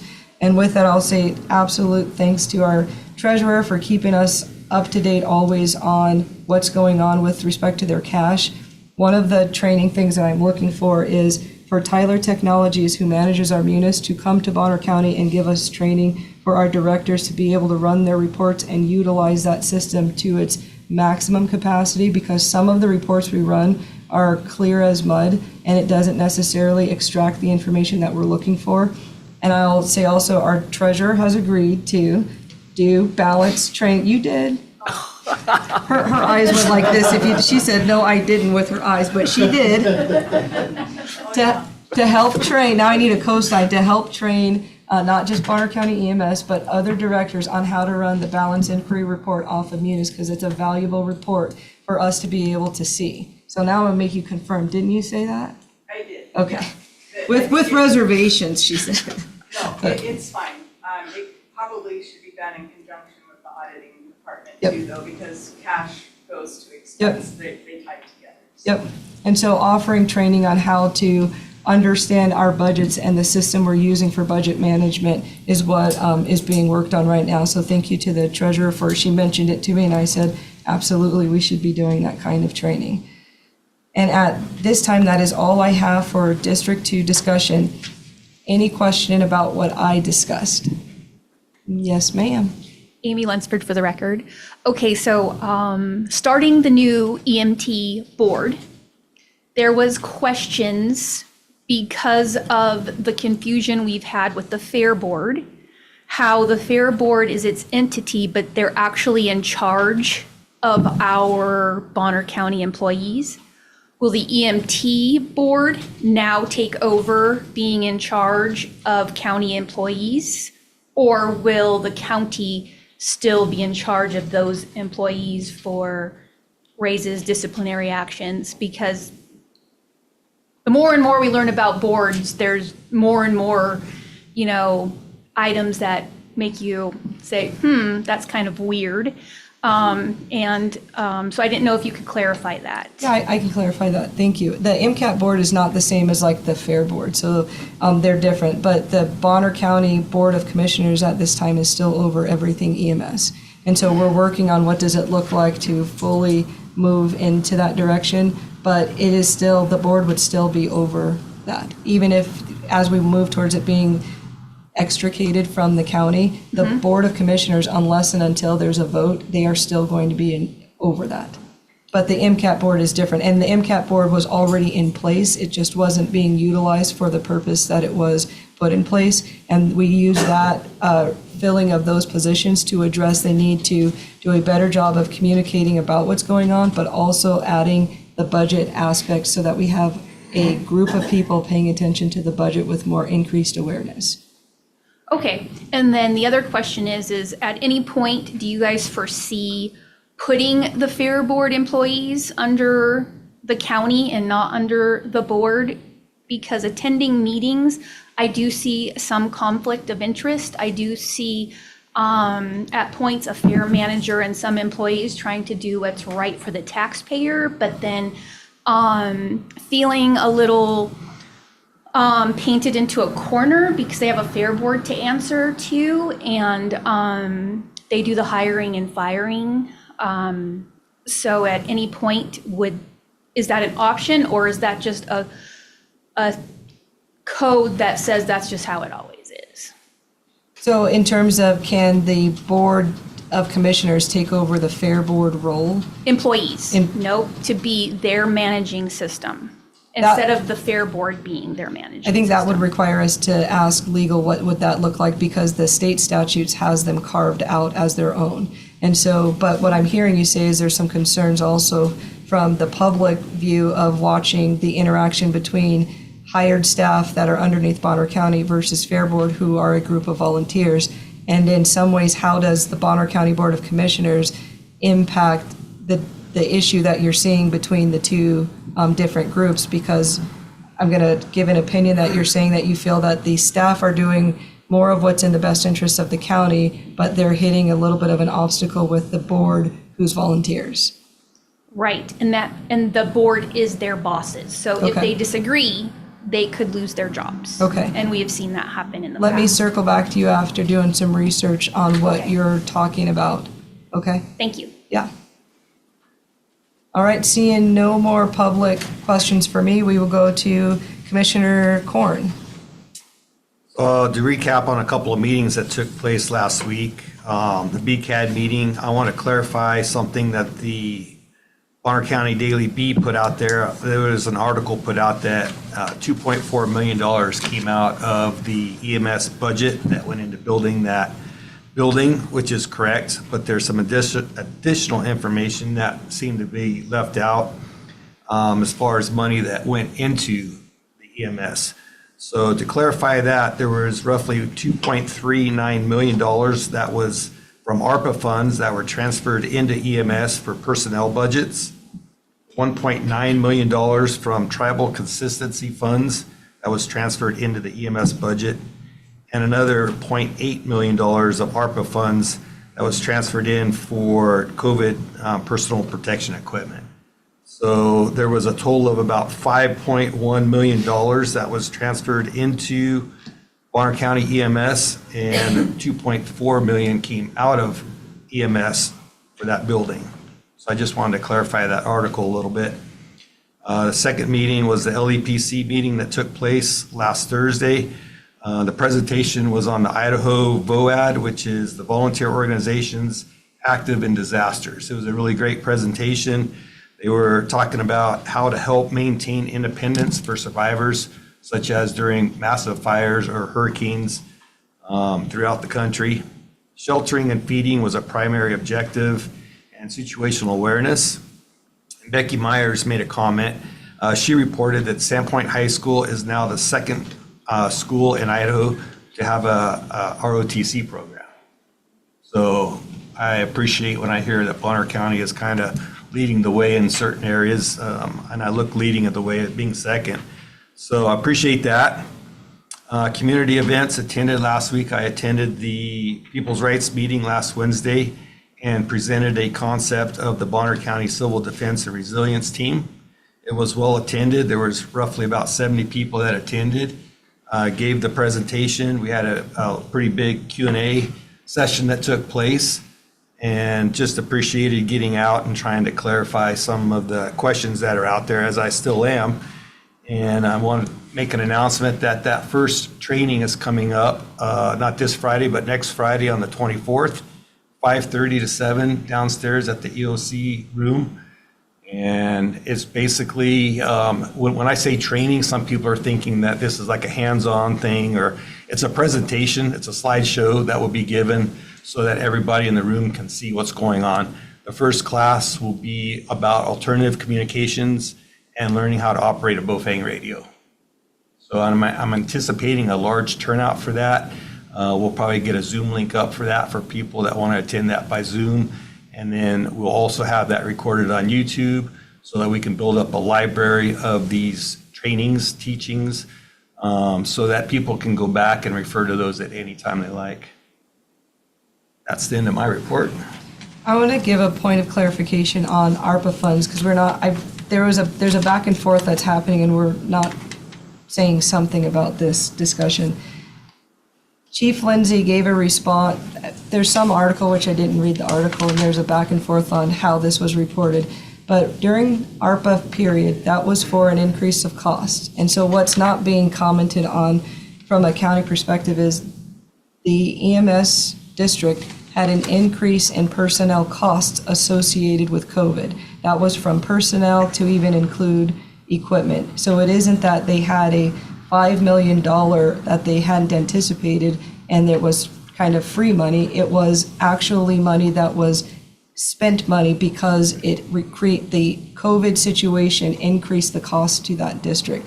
And I'll let Chief Lindsay answer the rest of his comment, because he was asked to make a retraction by elected officials, and he provided a response regarding his statement that was put in the B. And I want to be fair on the B is their own reporting, but in terms of what happened with the county, it isn't as clean as I handed you $5 million, therefore you had enough money to put $2.4 million. That's not how it worked. We had an increase of cost associated with COVID for a number of years that essentially by the time we pull money out of the budget, that money was already spent. That's part of what has happened here. But I wanted to provide clarification on the fund usage on that. Miss Lunsford, I almost forgot it. How can you forget? All right, Ron, so bringing up your civil defense, of course, because your logo, this is your logo, is so close to this logo, which we believe is the county. Is this the county's group? Anybody, yes or no? Because it's hosted by a county server. The link on it is emergency management. So because you don't have a web page, it looks like your group only has a Facebook page. Is that correct? And a Telegram group, yes. It's not. Okay. Well, people read the articles in the paper. They start Googling, and this is what pops up, is this civil support group. They think it's your group because, again, like in the past, we have logos that are so similar that people just look at the two and say, what the hell's going on? So this group, I don't know if the commissioners want to claim it today or if Mr. Cameron knows what it is. It says that you have to be a legal citizen to join. You have to be able to pass a background check, and that's going to be done by county HR and emergency management. And pretty much it gives you a bunch of parameters that pretty much makes you the same post as a law enforcement officer would be. Almost all the training listed on here. So whose group is this? And how is it different from this group? Well, it's totally different. Okay, can you please explain that? Because Sure, another so- person, real fast, I get lots of messages because people are afraid to come in here. So this person says that they would like to see some sort of official joint statement on what is going on because people are confused. So I think what they would like is a statement stating that your group has nothing to do with the county, it has no funding to do with the county, and what exactly this group is, because they feel that if this group is part of our Bonner County group, it's almost like a militarized group that our county has hiding in the system. So I'll let you explain the difference. Sure. So if you'd hold those pictures up for me again. So there's a circle and a triangle. That's about the only similarities there is between the groups. And I want to clarify your right-hand picture, which is the logo that I'm currently using, is not a group at all. I've explained many times that you can't sign up for this. Okay. We're not going to let you sign up for it. It's nothing that you can join. Okay. All it is a name and a logo so people can recognize it as this team. And the team consists of about 3 people, and there's no way to join the team. It's a couple of county employees that are going to help present these classes, if you will, on the 4th Friday of each month so that you and your neighbors can learn to be better resilient in the case of a big disaster, an emergency, railroad cars falling off the tracks with hazardous materials, forest fires, stop the bleed. Just because I take this very personal. And to give you for instance, my oldest son was in a motorcycle accident. A car T-boned my son and broke his leg in 2 places.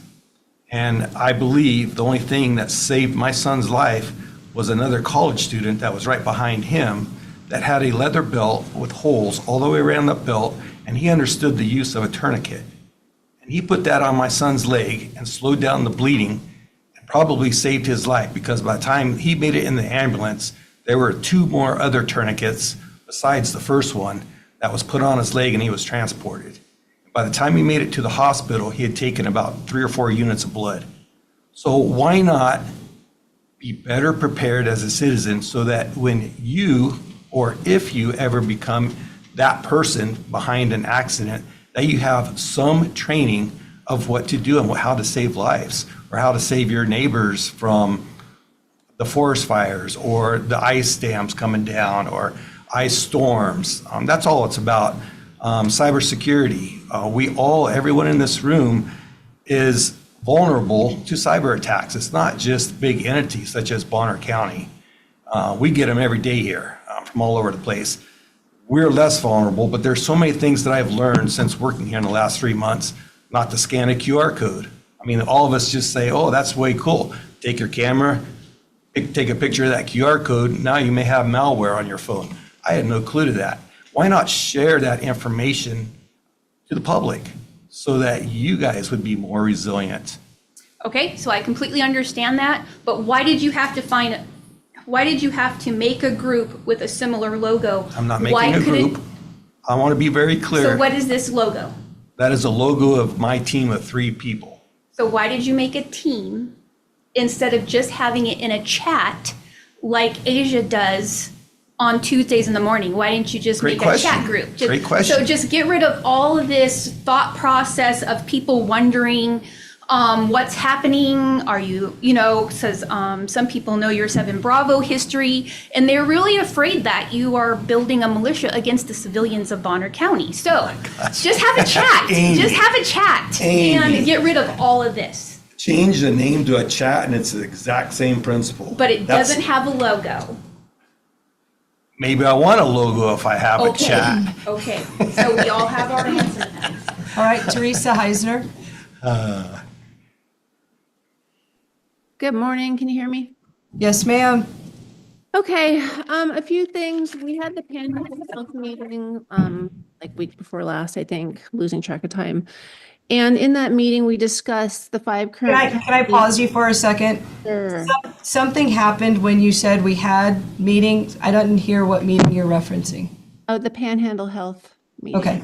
Yes. Thank you. And I probably should have saved that for the end public comment and not your commissioner report, Mr. Corn. Apologize.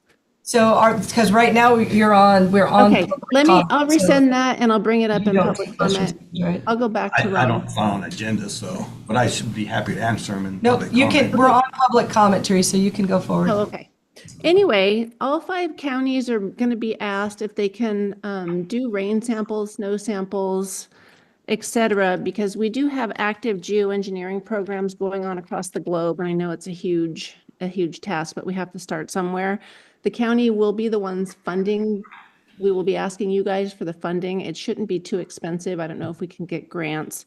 I have personal rain results that have extremely high levels of aluminum and barium in them. And I do believe this is coming from these current programs. So we have a real problem on our hands. It needs to be addressed locally, and the state is also addressing it. I'm working with legislators. We're trying to get a ban geoengineering in Idaho, excuse me, as a law, and then we'll attack the federal government. We're hoping to get all of the states on board. So just a heads up, you will probably be approached to help us with that funding. And then Ron, this question is for you. I think your program is great. I really do. I've been griping about this for years now. I feel like the county is not prepared for any type of disaster, for that matter. My concern is the use of county build, just using the word county employees, using the county building, and vicarious liability is a serious problem. It could become, I hope it doesn't. So, and here's an example. I took a University of Idaho course in Master Food Preservation. It's a very intense course. You get certified, you have to do it every year. And this one topic is like canning Aunt Dilly's green beans.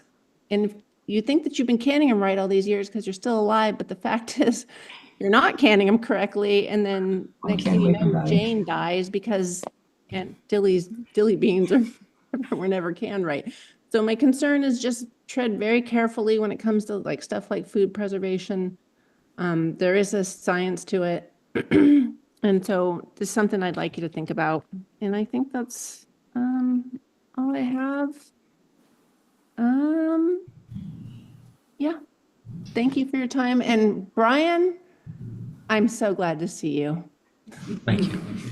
So I want to talk to you because you're the mayor. Do you have time restraint that has you needing to leave? I'm here to support the county. Can I put you let me go through them. This is specific to Mr. Corn's report. Because I want to come back to your comment about I'll be water here. too. Go ahead. Jeremy Grimm, Mayor of Sandpoint, responding to Commissioner Corn's report. I just want to say I am very supportive and thank you for helping our community and our county become more resilient. I personally have done BOFANG training with my church. It's something I'm working with my fire chief and police chief on. I'd love to coordinate with the county, potentially put up a repeater at City Hall. I'm not sure your capacity's here. And more than anything, would love to work with, Mr. Howard and the emergency response and the city so that we're all best prepared. We all know that AT&T and our cell phones and our means of communications in emergency are all very vulnerable to many things. And my fear is a jet taking off full of fuel, crashing, into a train maybe or on the festival or in our sewer plant. I just want to make sure that going forward, I was shocked. I did not have a 3-ring binder when I became mayor that I could flip to and say, this happened, this is who I call, this is what I do, something my team's working on right now. And I just want to, more than anything, say I'm here as the city. How can we help and make ourselves stronger? So thank you. Okay. So I'm good. I'm going to online. So I see you too, but I've done these two. We've done the room first. Christina Nicholson Anderson, sorry. Good morning, commissioners. You can hear me? Yes, ma'am. Can you hear me? Yes, we can. Okay. Welcome, Commissioner Domke. Nice to see you there, and I appreciate all the questions and clarifications you're asking for, because those are the same ones that I usually have in mind. So thank you for the thoroughness. I would like to just kind of some of the things that have come up about this, the brochure and stuff that Amy Lunsford brought forward. So a couple of questions that I've had about that is this a duplication of services? I remember working with Bob Howard years ago when I was a mental health PIO with the MRC in Kootenai County, and I worked with the EOC in Kootenai, and we worked real closely with Bob Howard. And I found him to be more than competent in his capacity in collaborating across counties and statewide and even nationally with FEMA, coming in and doing some training for us at the national level and sending us. And if you don't know, FEMA will, if you're a county employee and requested, they'll pay for you to go back to the trainings. In Maryland, they brought me back there. They'll pay for everything, just about everything. And I guess the moral to the story is I felt like Bob Howard was doing an exceptional job, and they provide so much preparedness training. And I'm wondering if this is a duplication of efforts, part A. And part B, I think the logo thing is kind of challenging. If there's 3 of you that are part of this membership or whatever, I'm not sure the identification thing, and it is so closely aligned with the county, it is kind of a misnomer because where you're using the county building, as you know, or at least I know Commissioner Williams knows, we've asked to use the county building once for a town hall and been told it's not for community use. And another time we asked to use county property over at the fairgrounds to hold services for a deceased county employee. And it was a huge hoopla faced with tons of backlash. So the fact that you're now a county employee, commissioner elected, and using county resources kind of leaves a difficult taste in the mouth of some of us who've been down that road. I totally am in preparedness, or I wouldn't have done all those positions in the past. And I know a lot of us in the community feel that our community needs this, but I just feel like maybe supporting Bob Howard's department might be the way to go rather than duplicating it. Hate to see you put him out of a job when you already have one that needs a lot of work to be done. So thank you for the efforts. I just wonder if you have enough on your plate and let Bob Howard do his own job. Thank you. Thank you. So I'd like to respond to that. So just to clarify a couple things, my intention is not to put Bob Howard out of a job. I don't think anybody will want Bob Howard's job. That guy wears like 23 hats. Anyways, we're working in collaboration. We're working together, and it's not Ron Korn personally that's doing this. It's Bonner County. It's something that I'm heading up through the county as a county program that I hope to help build bridges between our local government and the people. 20% of the people right now agree that government's doing a great job. That means 80% of people don't trust government. So I came up with this concept a couple years ago while I was campaigning on my first round to become commissioner. I was trying to think of ideas if I was ever elected, how could I build bridges between the government and the people? And this was one thing that came to mind because I am preparedness minded, have been for many decades, and it's something that I can speak of. So why not have the county provide this to the citizens? I thought it was a great concept. I think hundreds of other people think it's a great concept. It's just a few people that are, I guess, not quite understanding what the concept is, but not willing to put Bob Howard out of a job. Bob Howard is part of this. And yeah, I think it's a great thing, and I'm moving forward with it. And I would invite you to come down next Friday night and check out the training. I actually have to ask for a point of clarification on what you just said, because what you said before when Ms. Lunsford was up, that it wasn't the county. But what you said just now said that it was the county and through the county. This isn't, and to be clear, this isn't a question of, is what he's talking about valuable and a needed resource in the community? That is not the issue.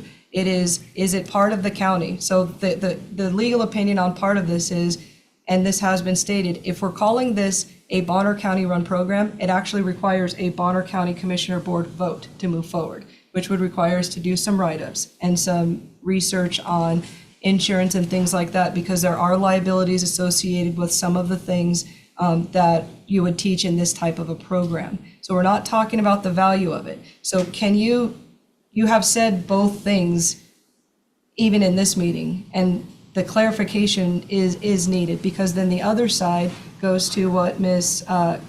Nicholas, I always see the Nicholas Anderson and it's cut off, is that if it's not a Bonner County run program, then what the other opinion from legal was, the county actually doesn't allow people outside programs to come in and utilize it. And for me as a commissioner, the issue isn't the value of what you're talking about, because most of us are into that independent living, canning and whatnot. It's the proximity of liability. And so that's what needs to be clearly stated, because if the board voted to move forward with this, all we have to do is check the boxes for the legal liability associated with it. But you've said both in this meeting, and that. Touche. Thank you. I think you have to pick one. I'm picking one. It's a government program. It doesn't solve a purpose, building bridges between government and the people, if it's done civilly or as an individual. It wouldn't make sense. Okay, so as a government program, then we have to bring it to the Board of Commissioners for a vote. That's a requirement, and that was the legal opinion that you got about this, was if it is a Bonner County group, it has to be a board vote, because we need a legal review of those things. Because at the end of the day, I think everybody agrees that this is valuable, bringing resources to the community. It's just the way in which we do it has liability. So I would ask that you bring this forward for a board vote and bring actual written documents that show what the makeup of this is, what are the roles and responsibilities, so that then we take that to legal for a legal review of what you're wanting to pursue, because it's absolutely valuable. It's absolutely something I think you get a lot of people that have an interest in. It's just also absolutely risky, and it needs a legal review with actually a very clear guideline, because like I said, you've changed it in this meeting of which direction it is. Ron, I do also absolutely agree with the concept, but if your intent is for it to be a formal county program, then it's my understanding that as a board, we do need to make a decision about that and build a framework around it, understand purpose, liability, cost. And so I absolutely applaud the intent and the effort. I just want to be sure that we do it the right way. So I also have either misunderstood or heard possibly two different intents with the group. So if you're stating that you would in fact like to have this be a county program that's supported by county employees, then I do think it's necessary to see it come before the board and formally establish that program. So I think we all want the same thing for our community. We all want to be more prepared. We all want to be more resilient in times of need, in times of distress. 100% agree with you on that. So I just want to be sure that we do it the right way.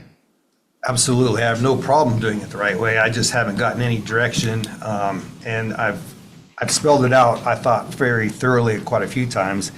Spelled out again yesterday in an email back to Bill, which all of you were included on.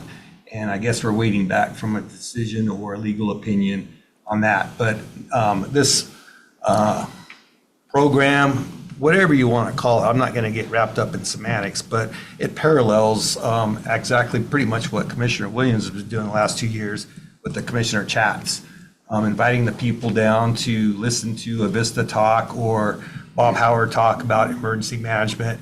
It mirrors that quite a bit, except it's just different content. And I'm not sure exactly what had to been done to let the commissioner chats happen, but I'm more than happy to do it the right way. If we have to bring it to the board, I'll bring it to the board and present it next week. And I think the difference is if you go back and read your emails, you're saying two different things in the email, because the last communication, you're telling Bill Wilson, this is not a group, and then you said it's a team that's comprised of elected officials and county staff. When I spoke with Bill, I said there needs to be something in writing, because one presentation says it's not Bonner County and another presentation says it is Bonner County. And it's not negative, it's just we have to pick one and vet what it means for a Bonner County group versus what does it mean for an outside group, because of the liability associated with those types of things. And I think when you bring forward what Mrs. Lunsford brought in terms of the CSG, is what I think your flyer said, that they have structure in there to address some of the liability that is associated with that activity. And that's all that's being asked, is that you first need to put in writing what this is. Where are you going, for example, like who is going to do your training on some of the topics, because some of your topics aren't, like, it's not the same as a chat. It's not me going to Panhandle Health to say to the person that's managing our permits on something to come and give a chat isn't the same as identifying who's going to teach some of the topics that you have, because these are already government entities and programs. And I think that's all that's being asked, is take some time and write it out. What does the structure look like? And if it is Bonner County associated, then a legal review and bring it to the Board of Commissioners for a vote. Because we're trying to, and because I'll tell you, one of the things when I'm looking at insurance right now, one of the things our current broker said is something like this would potentially require a hold harmless agreement because of the type of topics that you have. And if you're not going to be doing a membership or group where you're having people sign up, how do I get hold harmless agreements? Canning is a really good example. I am a canner, I am a gleaner, but I will never tell somebody how to can because it can go wrong with the slightest alteration. And so, yes, I think it's valuable for people to can, but I also see it as a liability to teach you to can, just because I survived living with the bacteria that I created in my own can. It's not that, it's very different. What you're wanting is absolutely beneficial in our community. And I think having a centralized resource and even addressing some of the, doesn't overlap with what Bob Howard does. It just needs to be done where we can check off liability boxes. So anything else on that topic? Was that a, you were almost and then you scratched. He said no and then stood up, so he's I never know when I opposite want day. to talk or not. Yes. Dennis Engelhardt, Bonner County resident. What I'm hearing is 3 board members that believe that this is valuable information, a valuable time spent educating our communities. On Facebook or Twitter or whatever that is, the social media, what I see is a vast, vast interest in supporting this kind of activity. I understand the concern for liability. I think it should come to the board in the form of a motion that says the board wishes to be a facilitator to such activities. And there should be a hold harmless agreement and a disclaimer of some sort where the county can, even though they're going to provide the facility, which is well in your authority, even though you have a policy that says we don't allow groups in there, part of your power as a board is to make exceptions to those ordinances. And I think in this case you should and allow this. So you can, as a board, support this and divorce yourself and the county from liability in this matter. There's an element of liability that is hard to quantify, because even if you do hold harmless and disclaimers, and this is one of the things that insurance and litigation shows us, is it doesn't stop people from suing you and you paying out legal fees. And that's part of the risk assessment that I would like to do on anything that we do that has risk associated, is a cost that we can't recover, because we can be 100% right on an issue, but it can still cost us to say we're 100% right on an issue. She keeps popping up. She's losing some up and down status. Maureen Bondra, for the record, Bonner County resident. So I really was here all this time just to say thank you, Ron, for starting this, because we all know it's important. I don't need to rehash that. We all know why. I'm just wondering, I'm also CERT trained instructor, Maryland, and all that. That doesn't mean that everything needs to be centralized either. And so perhaps a decentralized idea, get people to know each other in neighborhoods and expand that way. I mean, we need to do something as soon as possible, move in some direction. So maybe even find a different venue. All right, Christine Noella.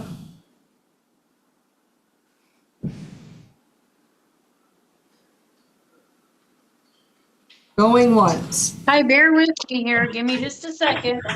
One moment, I step in a different room. Hi, this is Christine Logue. I am a Bonner County resident. And I also wanted to just welcome Mr. Domke to the commission board. I Thank you. hope that this goes well and that we can have a working commission at this time. I did also, a lot of the things that I had thought of were also just kind of mirrored with Amy saying the logo did look similar, and I, thought that would make confusion, and with Christina about the insurance that it did, or, and whatever, because it's at the county building, it could fall under that. Is that going to pose some debt there, or, increased premium? And then I was also thinking that, why not use that Sandpoint Community Center? And then as I'm sitting here listening to all the comments, because we do pay, there is a portion of our county tax dollars that go towards that community center. That would be a great place to start it. But there's also other places. ASA used our community center down here to run a Stop the Bleed. Why not encourage each of the commissioners to use the community centers in their district, possibly, to run these programs and have that supported by Bob Howard, who, if that's what his wheelhouse is, help him, the commissioners. And I think that's great, Ron, that you want to encourage this preparedness. There's nothing wrong coming alongside Bob and making it happen and have that be your baby. But I think it needs to be, because I don't want to have to drive all the way up from Blanchard to go to a meeting at night or during the day. God forbid, that's during my work day. It's just not going to work. It's not feasible, and it needs to be, if it's going to be a county program, it needs to be something that's available to the county, not just to people up in that area. And then, because there's community centers throughout the county, and there's Granges. So I'm sure that there's going to be a host, there's plenty of places to host them.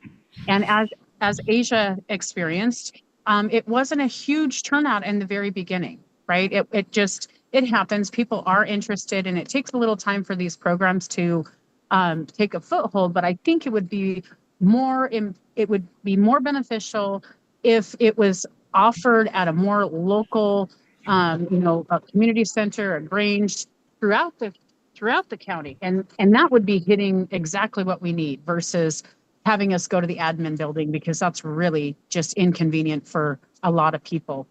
And then the other thing is, forgive me, I've been kind of you got 8 busy seconds with other things. EMS. Do we have any answers on EMS? So EMS has a meeting tomorrow. MCAT has a board meeting tomorrow. To clarify what she's talking about the Blanchard areas, we do Stop the Bleed, and we actually do pull Bob Howard into trainings, and they come down and they kind of do side by side. And so I think that's what she's referencing. At the beginning, when we were starting to educate our community, the numbers were low, but then they started to increase when people saw we were pulling in Panhandle Health and Bob Howard into our center for more awareness. We're in our situation. Let's go to Dan Welly. I see you. You're going to come after the online people. Dan Welly. Good morning, commissioners. Welcome, Commissioner Tomke. Been sitting here listening to this. I'm just struck that there are people who don't understand that the liability this brings. I mean, you talk about Stop the Bleed and first aid. Who are your instructors? Are they qualified? You're not mentioning that. You're talking about self-defense. Who are the instructors? Are they qualified?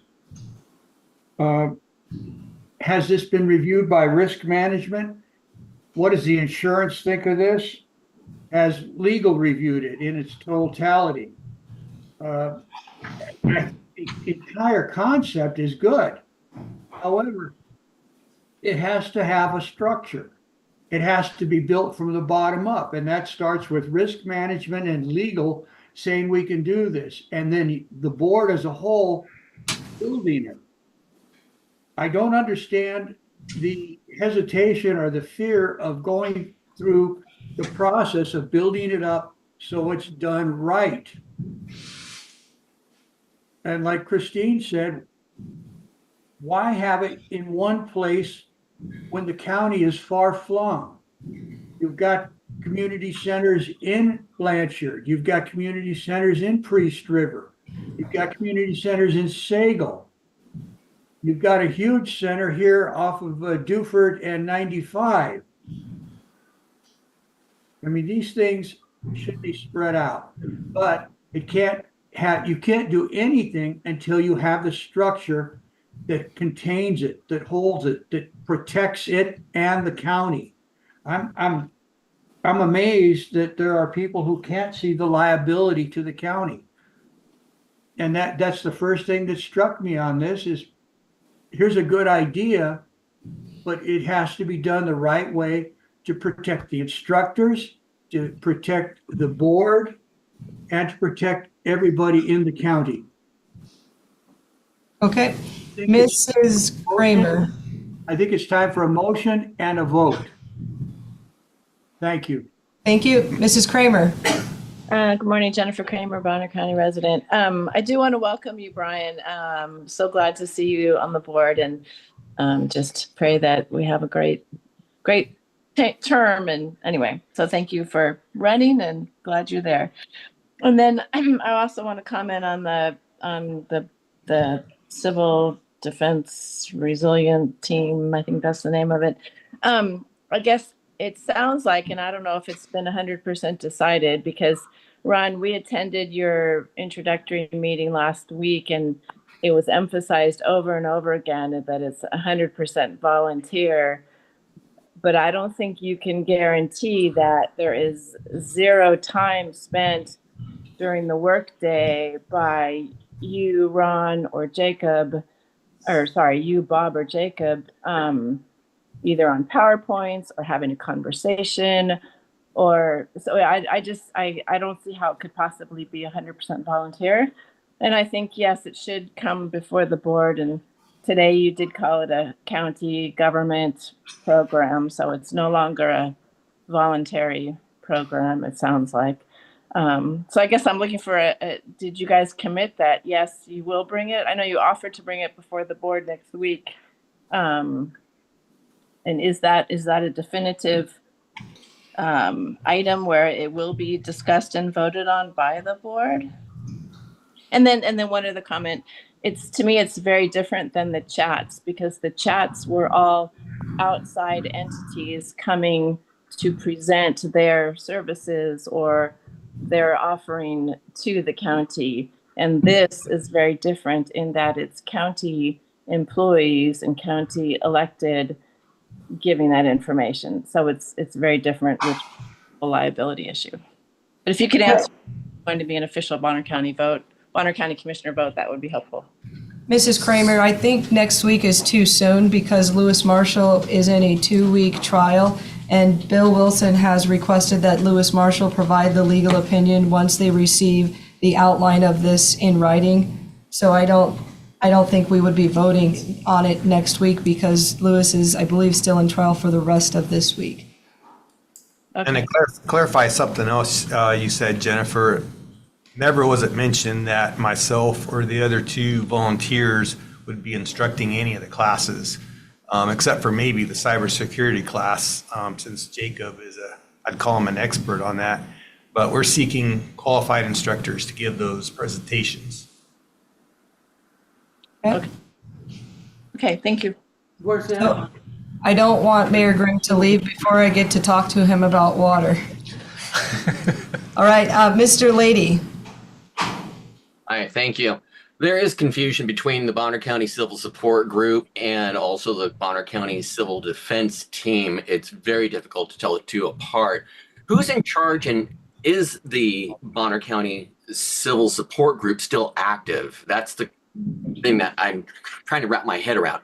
Really thought it was part of Commissioner Corn's Bonner County Civil Defense Team. The Bonner County Civil Support Group seems to be a Bonner County sanctioned organization and uses Bonner County resources. and it seems to be ran by Bonner County officials, not sure who. Its membership requirements are discriminatory and exclusionary. As an example, quote, must be physically and mentally fit to assist as determined by the BCCSG staff. I'm sure that there are roles within the organization that can accommodate people with a variety of disabilities. It's concerning that the BCCSG staff will be determining who is and who isn't fit for membership. Also confusing is that this county organization is requiring that all members must present a current state-issued concealed weapons license and that members will be trained in firearms and use of force. This sounds more like a county-approved militia rather than a civil support group. And the public should have a right to know who the current members of that group are and the number of people that have been denied membership. As far as Commissioner Corn's Bonner County Civil Defense Team, he's been talking about it in a group called People's Rights Group, which my understanding that's an Eamon Bundy's group. It's People Rights Network that's led by Eamon Bundy, but this is a county group, so I'm kind of confused. Is it a county group that is sponsored by Eamon Bundy? If it is a county official government group and you're using Telegram access, can you publish how to access that group so everyone can see the chat on that as well? That's all I've got. Thank you. So, Mr. Lady, simply the only connection between this concept and the People's Rights Group was that we gave a presentation of what this group and this team is. We're not affiliated with them. And if someone else would like to ask us to come to their church or their organization to give a presentation on the concept, I'd be more than happy to. Okay.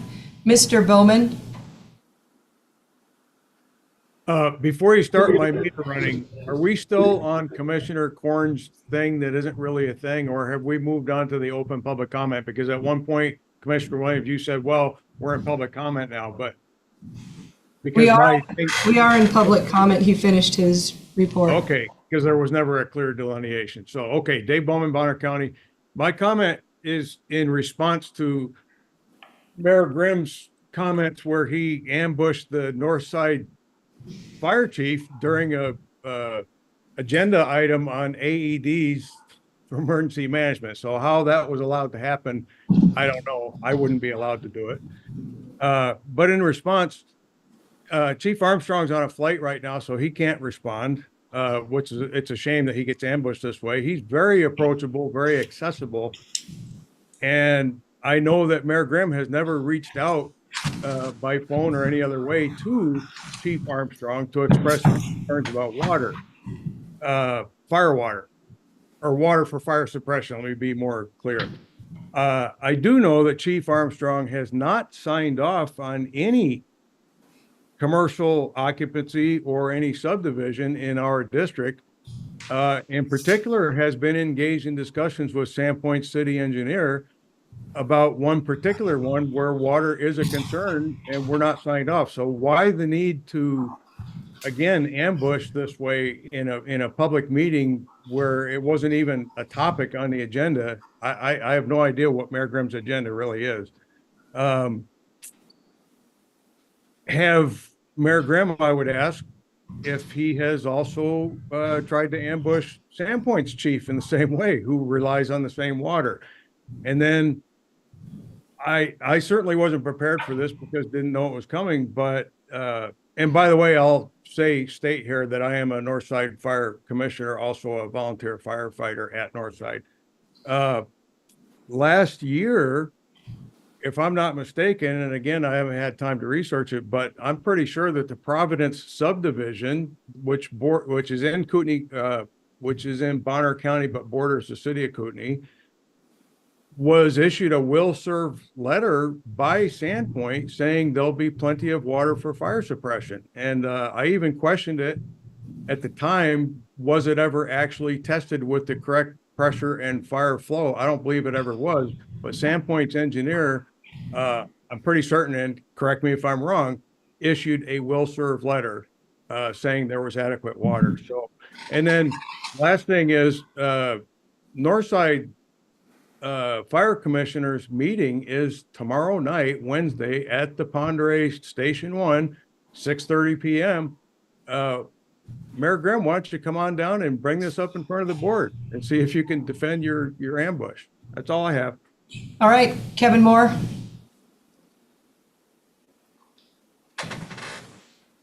Yeah, a lot of interesting things I'd like to get out, whatever, but talking about water, but I'm going to go back to the Mr. Corn thing. Mr. Corn thing, sorry. So, I'm sorry. So I live right on Highway 95, and I mentioned several times I've been a police officer. I've been a firefighter in the past, and so we did have limited EMT training. So numerous times, I think it's called the Good Samaritan Law, but don't quote me exactly how to say that. And so there's numerous times when I've gone out and tried to facilitate something that happened right on my highway of accidents. And there's two of them in particular that stand out, but there's been other times too. And one time it was interesting, spontaneously, as a gentleman was trapped in his vehicle, couldn't get out from an accident, as out there trying to facilitate what needed to be happening, because we all know it takes numerous minutes for police or fire or ambulance to get there. And so just interesting that time, the spontaneity of it is that as we're trying to assist this person, whatever, traffic's still coming and going by. And interestingly, that day, Bob Howard, and there was somebody else with him in a vehicle, came and drove by slowly. And it's like, so I'm looking him in the eye, and he's looking me in the eye, and just kind of drove on. So I just throw that out there. It was just kind of an interesting, spontaneous thing. And so we want all of our citizens to know how to do cardiac compression and do tourniquets and all that, because we know it takes time for emergency people to get there. And so it's not a matter of wanting all the public to be somewhat astute of being able to help anybody in any way they can, and hopefully covered under the Samaritan's Law, that you are going to do what you can and hopefully not harm anything. But I do have a little problem. I haven't been following this whole scenario as deeply as others, whatever. But my concern is that several years ago, more than several years ago, there was a 3, 2. county commissioner. I'm trying to make this more broad, whatever. That there were numerous people that showed up with rifles down by the Long Bridge, whatever. And so there's many in the community that have great concern about Christian nationalism, or whatever terms you want to use, of people, what I call abusing their authority. And so there should be a balance of trying to want all of our citizens to know how to do certain things to help people that are spontaneously need help. But then let's not let it go to another level where there's groups that are declaring that they have to have more prominence of what happens here in the county. You got 5 seconds left, Mr. Yeah, and the water thing is like, yeah, being a firefighter, it's like every community that has fire hydrants and water systems should be testing them. And I'm guessing, or I'm hoping that they're doing that. There's for pressure. Thank you, sir. Mr. Williams. Mike Williams, Bonner County resident. I unfortunately live in a neighborhood that was constructed, and I've received multiple phone calls over the past 3 years from engineers driving fire trucks because they're stuck in our neighborhood. It was all done through the minor land division process. We also don't have any turnarounds through the minor land division process. So it's approximately 2.5 miles of roadway if you do the 3. And on 2 occasions, the fire trucks were stuck at the very end of the road with no way to maneuver on their way to incidents. I'm wondering if you guys could take that into consideration since he brought it up. We also don't have any fire hydrants or water suppression sources for fires in a neighborhood filled with homes. Okay, thank you. I think I may have seen Diane Welly's name pop up like during the middle of the yellow hands up there. Is that a new request? Yes, ma'am. Okay. Diane Welly for the record. I'm 100% in favor of the training that Ron is proposing. I am 100% not in favor without the county exploring the legalities and insurance approving. He keeps speaking about this is just like Asia's chats. No, it's not. There was no special logo in Asia's chats.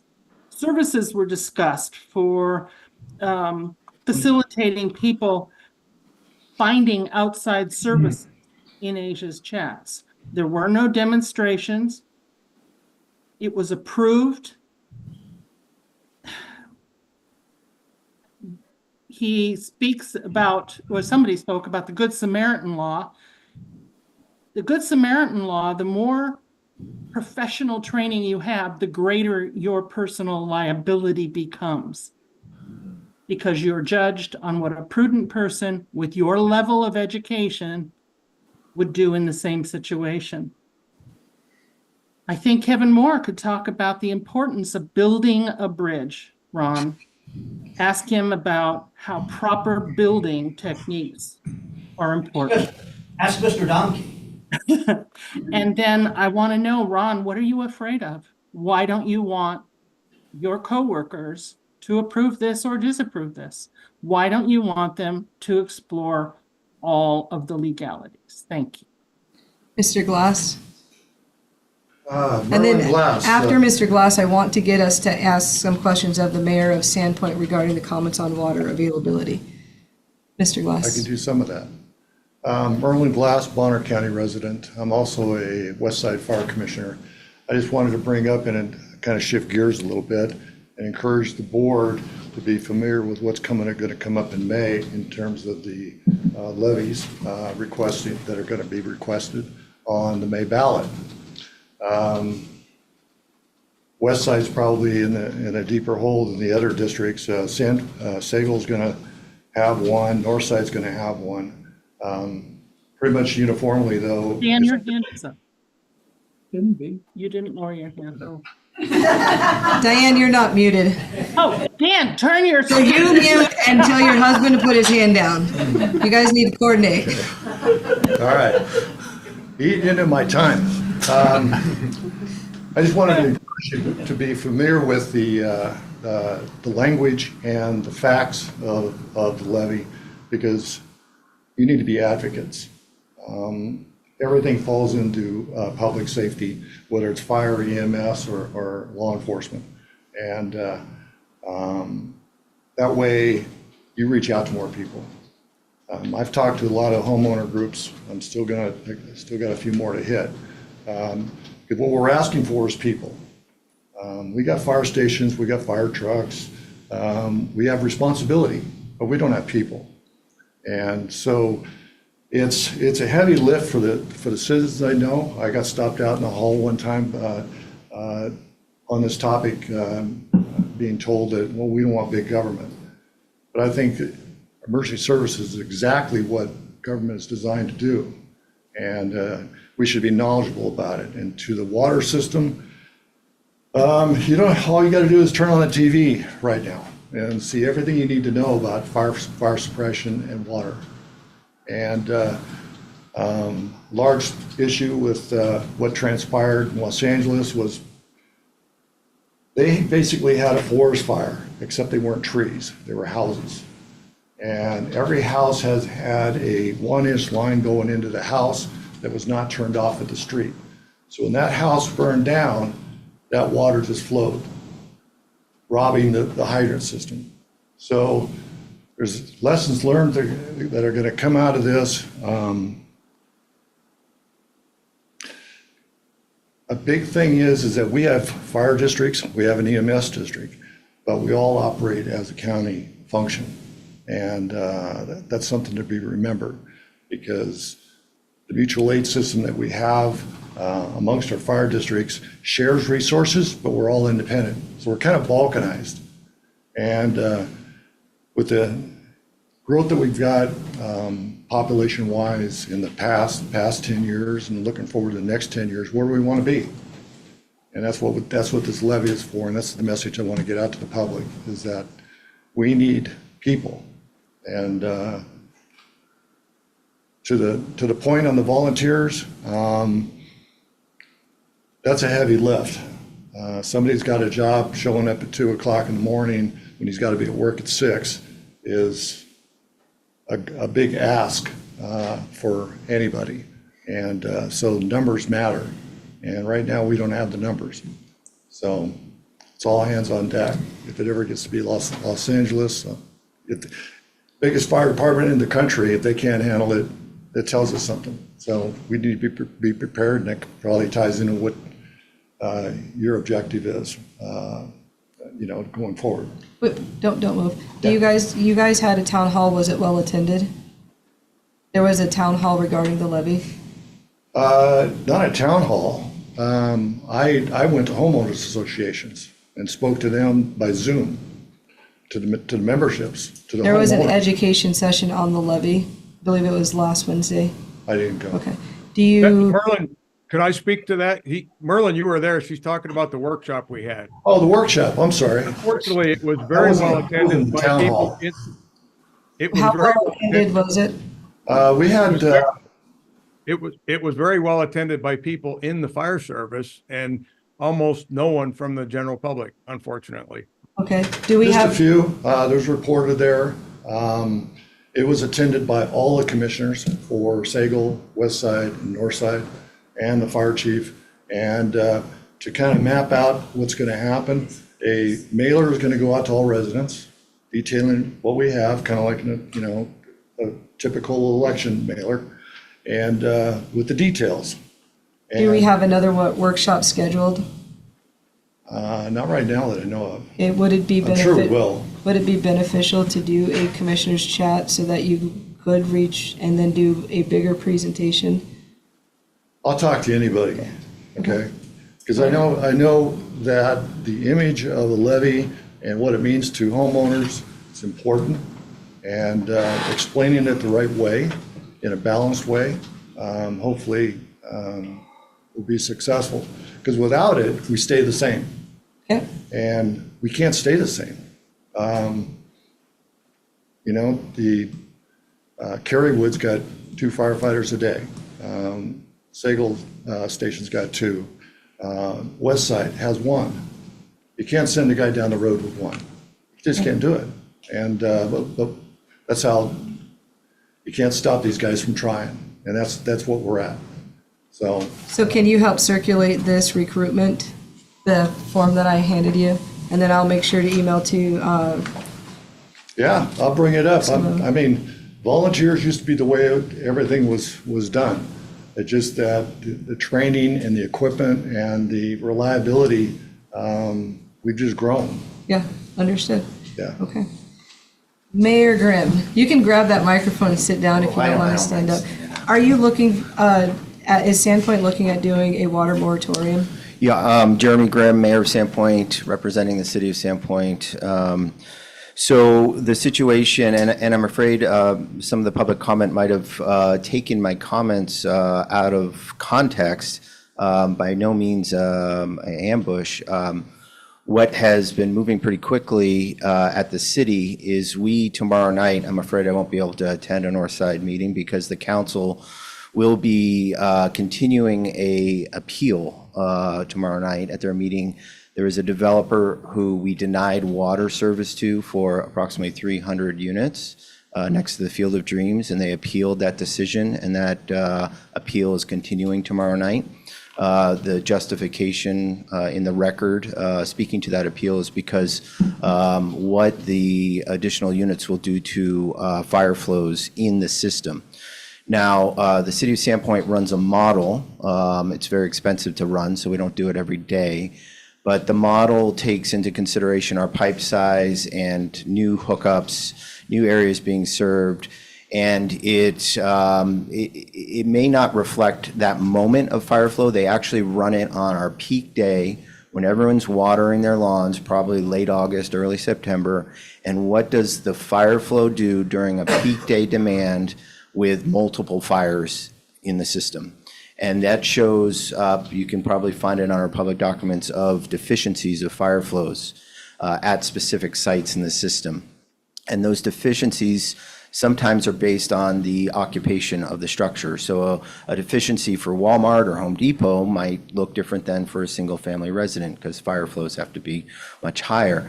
So my intent of bringing this up is that as we've been educated at the city about our water policies and our water system, it has become very apparent that we are not the authority issuing occupancy permits outside the city limits. We issue occupancy permits in Sandpoint. Pend Oreille has a process. They issue occupancies in Pend Oreille and Northside in their jurisdiction. And my point was that the deficiencies in the current system right now are such that I don't know who's signing off on those occupancy permits, but I would want to make sure that they're aware that they should be looking at the fire flows provided by the city water utility in those locations before they continue to sign off on occupancies. Secondarily, to your question, Chairman Williams, I don't know what the council's decision will be and where this will go. What I do know, if you read my editorial in the paper today, water outside of the city limits is going to be very severely evaluated as to what our process is for continuing to provide water outside of the city limits. My personal belief is that, especially in light of the disaster we've seen in the last week, is that the mayor and the fire chiefs are going to be called to task if we're ever in a situation like this. And I want to be darn sure that I've done everything under my responsibility to make sure that the health and safety of those living in my jurisdiction are provided for. So to that point, I will be working with legal counsel and others to look at our current distribution model. But right now, we supply water to other jurisdictions, and it is not our legal capacity to sign off on occupancy of structures. So it's going to be evolving. I think it's something everyone should be attuned to and aware of, and I don't know where it's going to end up at this point. Would you, it sounds to me like the problem starts before occupancy though. When we're starting to increase and we're getting like the building location permit, that's where the problem is, because once we've said, go ahead and build your home, we've caused the problem already. That's right. And so in order to capture that there's a change that's occurring within Sandpoint, which it sounds like there's potential for saying, we are obligated to service Sandpoint. On the outside of Sandpoint, we are not obligated. And so as a county who gets recommendations, and yes, we send stuff out, we have to have a greater magnifying lens on the outskirts of Sandpoint when it comes to water, and maybe a little bit more focus on not just I emailed, I didn't get a response, but a little bit of a due diligence that says, I need to know whether or not this is real or not, because there's a potential for it to impact. And in part, there's the political aspect of, you're here so that you can say, I told those commissioners to don't mess with water outside of Sandpoint because we can't do anything. So now it's in our court to say, how do we mitigate the risk associated with growing in the unincorporated areas around Sandpoint? Because we're in the phase of trying to identify water availability with a very clear statement from your office that says the obligation is to Sandpoint only, not outside of Sandpoint. Correct. And our jurisdiction, that's generally very accurate, Commissioner Williams. Our jurisdiction, again, is fine. We've got Sandpoint occupancy of structure type, use type covered. When we go and get an application for a water line extension in a different jurisdiction or in the county, I'll use an illustrative example of Pend Oreille. Pend Oreille may have in their land use plan low-density subdivision, residential. So we go to extend a water line that's 6 inches.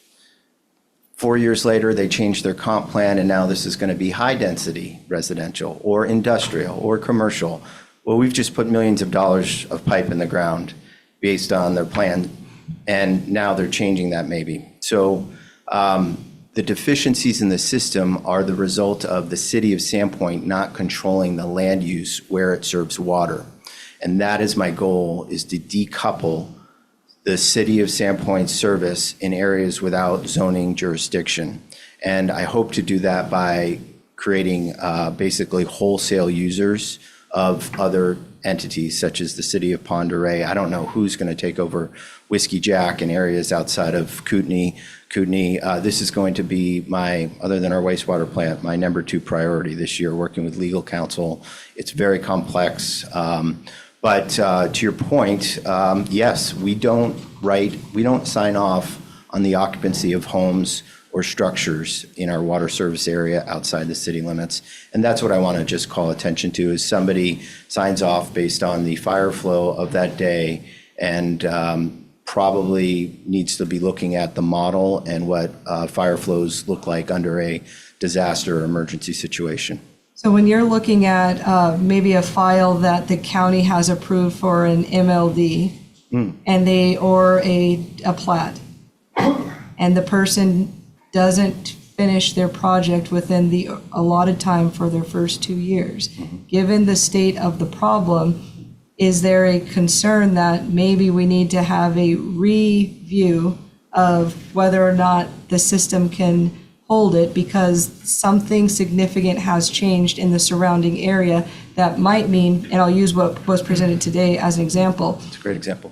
As an example of back then, we would have agreed we could have serviced that. Yeah. But now that we've identified a problem in our service capacity, we should maybe not give people an extension because we don't know that we can afford to spare the water in that location. And so we have to do a different approach to extensions of development outside of Sandpoint city limits because it may no longer be available at the next 2-year bucket. Right.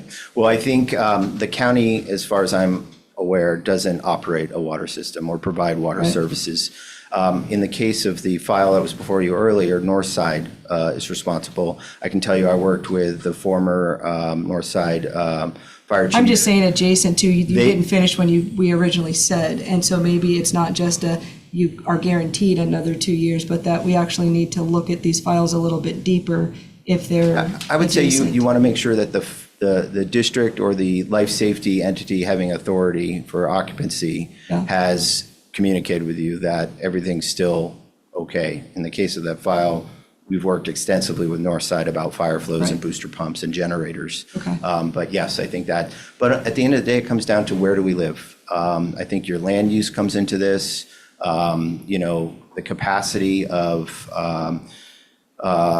urban-like services to provide those services as we grow is critical for us to think about. Okay. Does any other members of the board have questions for the mayor? Thanks for letting me put you on the spot. You opened the can, though. Oh, this is going to be a very intensive and lengthy discussion over the next few months. Okay. Commissioner, No, thank you. It's very informative to be aware that there's a pending concern.